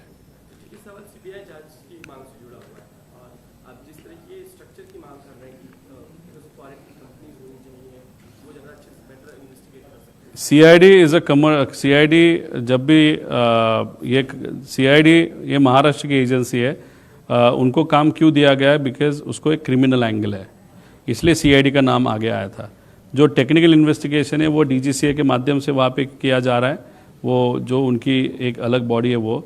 और अभी देखो, जब महाराष्ट्र की एक आध एजेंसी सीआईडी काम कर रही है, तब अजय दादा का पक्ष बोल रहा है कि नहीं, अभी सीआईडी ठीक है, अभी सीबीआई को दे दो, मतलब सेंट्रल केंद्र सरकार को वहाँ पे दो। अभी सीबीआई भी वहाँ पे करेगी, सीआईडी वहाँ पे करेगी, अलग अलग एजेंसी किया जाएगा। हमारी मांग है फ्रांस, यूके, यूएस, वहाँ के जो एजेंसी हमने लास्ट प्रेजेंटेशन में नाम लिए थे उनको भी ले लो, लेकिन इसको एक गवर्निंग बॉडी रखो। अभी हम चाहते थे महाराष्ट्र के विरोधी पक्ष नेता, लीडर ऑफ अपोजिशन, उसका प्रमुख रहे, अभी ठीक है वो नहीं रहे, तो कोई है ही नहीं हमारे यहाँ पे लीडर ऑफ अपोजिशन महाराष्ट्र में, तो फिर केंद्र सरकार का जो पार्लियामेंट है वहाँ की राहुल गांधी जी उनको ले लो, कुछ एमपी को ले लो, कुछ एमएलए को ले लो, अजीत दादा के पक्ष के लोगों को वहाँ पे ले लो, कुछ एक्स जजेस को ले लो, एक्स अधिकारी को ले लो, एक बॉडी वहाँ पे करो ताकि ट्रांसपेरेंट वहाँ पे एक सर्वेलेंस या जो भी सर्वेलेंस नहीं लेकिन एक कंट्रोल वहाँ पे रहेगा। उसके नीचे सीबीआई, फिर मंत्री को भी, अगर मुख्यमंत्री साहब को भी आना है वो भी आ सकते हैं, केंद्र सरकार के लोगों के आना आ सकते हैं, और उसके नीचे फिर सीबीआई, सीआईडी, अलग अलग जो भी एजेंसी वो उनके नीचे रहेंगे। तो एक कंट्रोलिंग बॉडी होना बहुत इंपॉर्टेंट है, क्योंकि जिस तरीके से आज तक इंक्वायरी हुआ, इन्वेस्टिगेशन हुआ, वो अच्छी तरीके से नहीं हुआ ऐसे हम सबको दिखता है।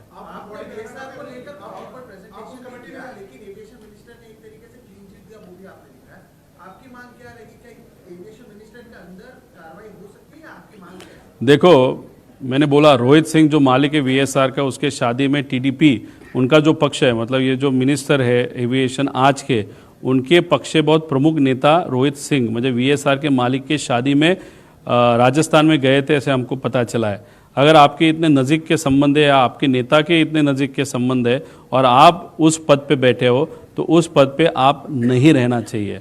वहाँ से आप निकल के आपको जो जिम्मेदारी लेना ले लो। हम नहीं बोल रहे कि मंत्री या minister is involved, but we have a doubt कि जो वीएसआर पे जिस तरीके की कार्रवाई होनी चाहिए, इन्वेस्टिगेशन होना चाहिए, उस तरीके का एक तो हो नहीं रहा। क्लीन चिट तो वहाँ पे इनडायरेक्टली उन्होंने दी, और दूसरी बात आगे जाके भी नहीं होगा ऐसे हम सबको लगता है। इसीलिए एक जिम्मेदारी या एक नैतिक जिम्मेदारी देखते हुए उन्होंने वहाँ से वो पद छोड़ के, बिकॉज जो मैं बोल रहा हूँ उस पर तथ्य, अगर नहीं होगा तो उनको प्रेस कॉन्फ्रेंस लेके उनको बोलो मेरे ऊपर जो बोलना है बोलो, जो देखते हैं आगे के 2 दिन में वो करेंगे नहीं करेंगे, लेकिन उनको नैतिक जिम्मेदारी नहीं है वहाँ पे बैठने की।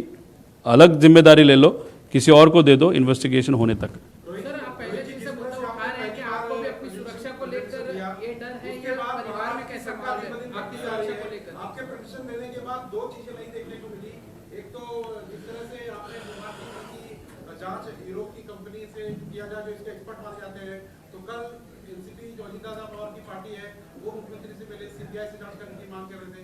वहीं दूसरी तरफ से जितने तथ्य आप सामने ला रहे हैं तो आपको ट्रोल का सामना करना पड़ रहा है। जिस स्पीकर का आपने नाम लिया उसके ऊपर लगता है कोई और भी बड़ा एक सरदार बैठा है क्या? सरदार के माध्यम से वो काम करता है। वो सरदार कौन, ये तो मुझे नहीं मालूम, वो देखने की वहाँ पे ज़रूरत है। और उतना जो घमंड है उसका, तो उसके माध्यम से ये तो पता चल रहा है कि उनका सरकार है, उसके कारण वो घमंड है। लेकिन उनके नेता जो है महाराष्ट्र के, उनको मैं विनती करता हूँ कि इस विषय को कोई राजनीतिक अगर डायरेक्शन देने की कोशिश कर रहा है या जानबूझ के इस इन्वेस्टिगेशन को सेंटिमेंटल वाइज, ट्रोलिंग वाइज अगर वो गलत तरीके पे ले रहा है, तो आपकी भी वो जिम्मेदारी थी, क्योंकि अजीत दादा जैसे मेरे अंकल थे वैसे आपके दोस्त भी थे। इसलिए इस इन्वेस्टिगेशन में क्लैरिटी और प्रॉपर ट्रांसपेरेंटली इन्वेस्टिगेशन होने की जैसी हमारी लोगों की इच्छा है, वैसे उनकी भी डेफिनेटली नेता की होगी। इसलिए ये जो 10 पैसे वाली ट्रोल है, उनको चुप कौन बिठा सकता है? वो सत्ता में लोग हैं, वही बिठा सकते हैं। अगर वो नहीं बिठाएंगे और ऐसे ही वो करते रहेगा, तो आप समझ लो कि किसी न किसी की बहुत बड़े व्यक्ति की इस ट्रोल को ताकत है, और इन्वेस्टिगेशन प्रॉपरली न हो, एक परसेप्शन गलत तरीके का लोगों में किया जाने की कोशिश जो ट्रोल के माध्यम से की जाए, उसको पाठिंबा या ताकत ये एक बड़े नेता की, ऐसे हम सब कह सकते हैं। सर, सुरक्षा को लेकर आपके घर में कैसा माहौल है कि आपकी सुरक्षा को लेकर भी आपके परिवार चिंतित है, और आपको क्या डर लग रहा है? देखो, मेरी जो बीवी है, मॉम डैड है, मेरे जो इन लॉज है, मेरे बच्चे हैं, उनके मन में एक ही प्रश्न वहाँ पे निर्माण हो रहा है कि अगर काका के बारे में, मतलब अजीत दादा के बारे में अगर ऐसी चीज़ हुई होगी, तो जिसने की होगी बहुत बड़ी ताकत हो सकती है, और उस बड़ी ताकत के खिलाफ तू बोलते जा रहा है, तो हमको रिस्क लग रही है। मुझे भी मालूम है इसमें रिस्क है, लेकिन अगर कितनी भी रिस्क होगी तो किसी न किसी तो लड़ना पड़ेगा, वो हम लड़ रहे हैं। इसलिए फैमिली को थोड़ा सा इमोशनली वो डिस्टर्ब्ड है। इसीलिए अगर आप देखो तो बहुत दिनों से मैं बहुत ज़्यादा घुमा नहीं महाराष्ट्र में, लिमिटेड एक्सेस है, लिमिटेड है। जब तक इस विषय को एक योग्य निरीक्षक तक लेके नहीं जाता तक मैं बैठने नहीं वाला। लेकिन जो भी रिस्क है, मेरे कार्यकर्ता हो या जो मेरी पर्सनल सिक्योरिटी हो या जो भी है, वो उस बारे में ध्यान देंगे। और जो भी है इन्फॉर्मेशन रखते वक्त हम भी हमारे घर में, हमारे ऑफिस में इन्फॉर्मेशन नहीं रखते, कैसे ऐसे जगह पे इन्फॉर्मेशन वो होती है जो इन्फॉर्मेशन कहाँ पे रखी है ये मेरे पास वाले लोगों को भी पता नहीं होता। इसलिए हम लड़ रहे और लड़ने के लिए जिगर लगता है, और मराठी मानुस में वो जिगर है। वो जिगर लेते वक्त हम वहाँ पे अजीत दादा को न्याय मिले या ये एक्सीडेंट है या कॉन्स्पिरेसी, उसके डायरेक्ट मतलब कंक्लूजन तक लेके जाने के लिए हम लड़ते रहेंगे।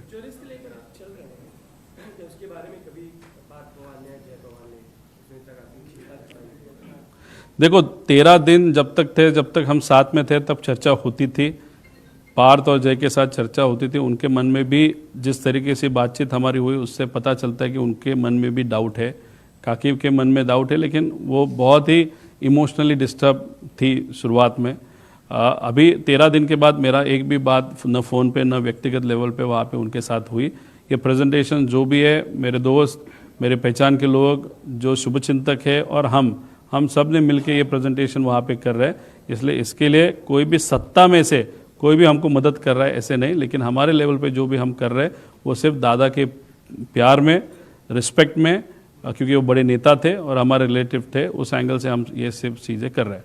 आपने कहा कि 4 फोन पूरी तरह से सुरक्षित है, लेकिन ब्लैक बॉक्स पूरी तरह से जिस तरह से सामने इंफॉर्मेशन आ रही है कि वो विश्वास का है, अब तक के इतिहास में 50-50 साल पुराने जो आपसे उसके ब्लैक बॉक्स सुरक्षित मिले हैं कहीं आपसे? इसीलिए तो हम डाउट ले रहे हैं कि ब्लैक बॉक्स से एक तो कुछ नहीं हो सकता, technically it is not possible, क्योंकि ये जो एक्सीडेंट अगर आप देखो वहाँ पे पेपर भी आधे जले थे या न जले थे, और अगर कोई भी चीज़ को कंटिन्यूसली 1 घंटा अगर वो 1100 डिग्री सेल्सियस का टेम्परेचर मिलेगा तो ब्लैक बॉक्स को कुछ हो सकता है। दूसरी बात, ब्लैक बॉक्स के थोड़े से आगे जहाँ पे दादा बैठे थे नहीं तो वहाँ पे टॉयलेट होता है, उस टॉयलेट के पीछे एक बड़ा जगह रहता है जहाँ पे बैग रखी जाती है, वहाँ पे 2 कैन पेट्रोल के वहाँ पे रखे थे, ऐसा हम सबको कहते हैं, जो इल्लीगल है। और वो पेट्रोल के कैन जो इल्लीगली रखे होंगे तो उन्होंने बॉम्ब की तरह एक्ट किया, और वो पहले ब्लास्ट हुए और उसके बाद फिर वो विंग में जो पेट्रोल था वो वहाँ पे ब्लास्ट हुआ। इसलिए इस सब विषय में हमको शंका लगती है, और जिस तरीके से इन्वेस्टिगेशन हो रहा है उस पर भी हम शंका तो ले ही रहे हैं।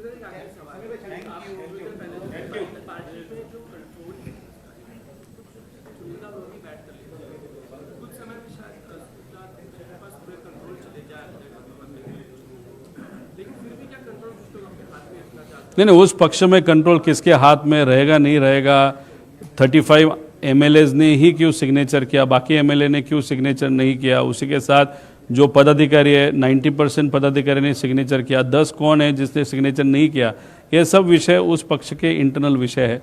उसके बारे में मैं ज़्यादा बातचीत नहीं करूँगा, क्योंकि वो इन्वेस्टिगेशन से इस चीज़ों का कोई भी रिलेशन नहीं था।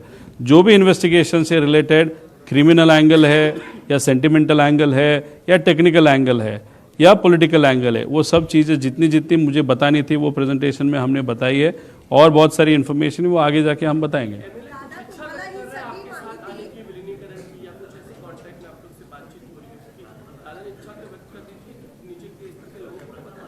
देखो दादा पॉलिटिकल व्यक्ति थे, दादा चुन के आते थे, और यहाँ पे अगर आप देखो तो जो एमएलएज है वो भी चुन के आते थे।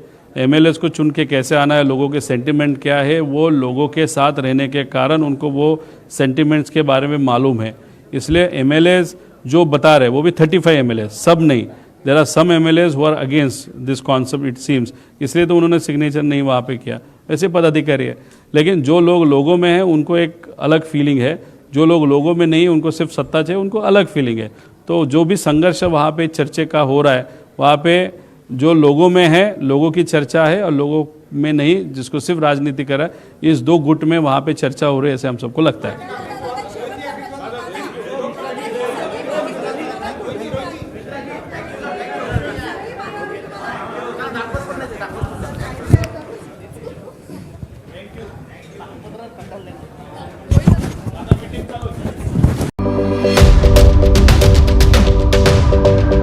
यूट्यूबवर सुद्धा रायगड टाइम्स सर्च करा आणि पहा रायगडच्या कानाकोपऱ्यातील प्रत्येक बित्तम बातमी। आणि हो,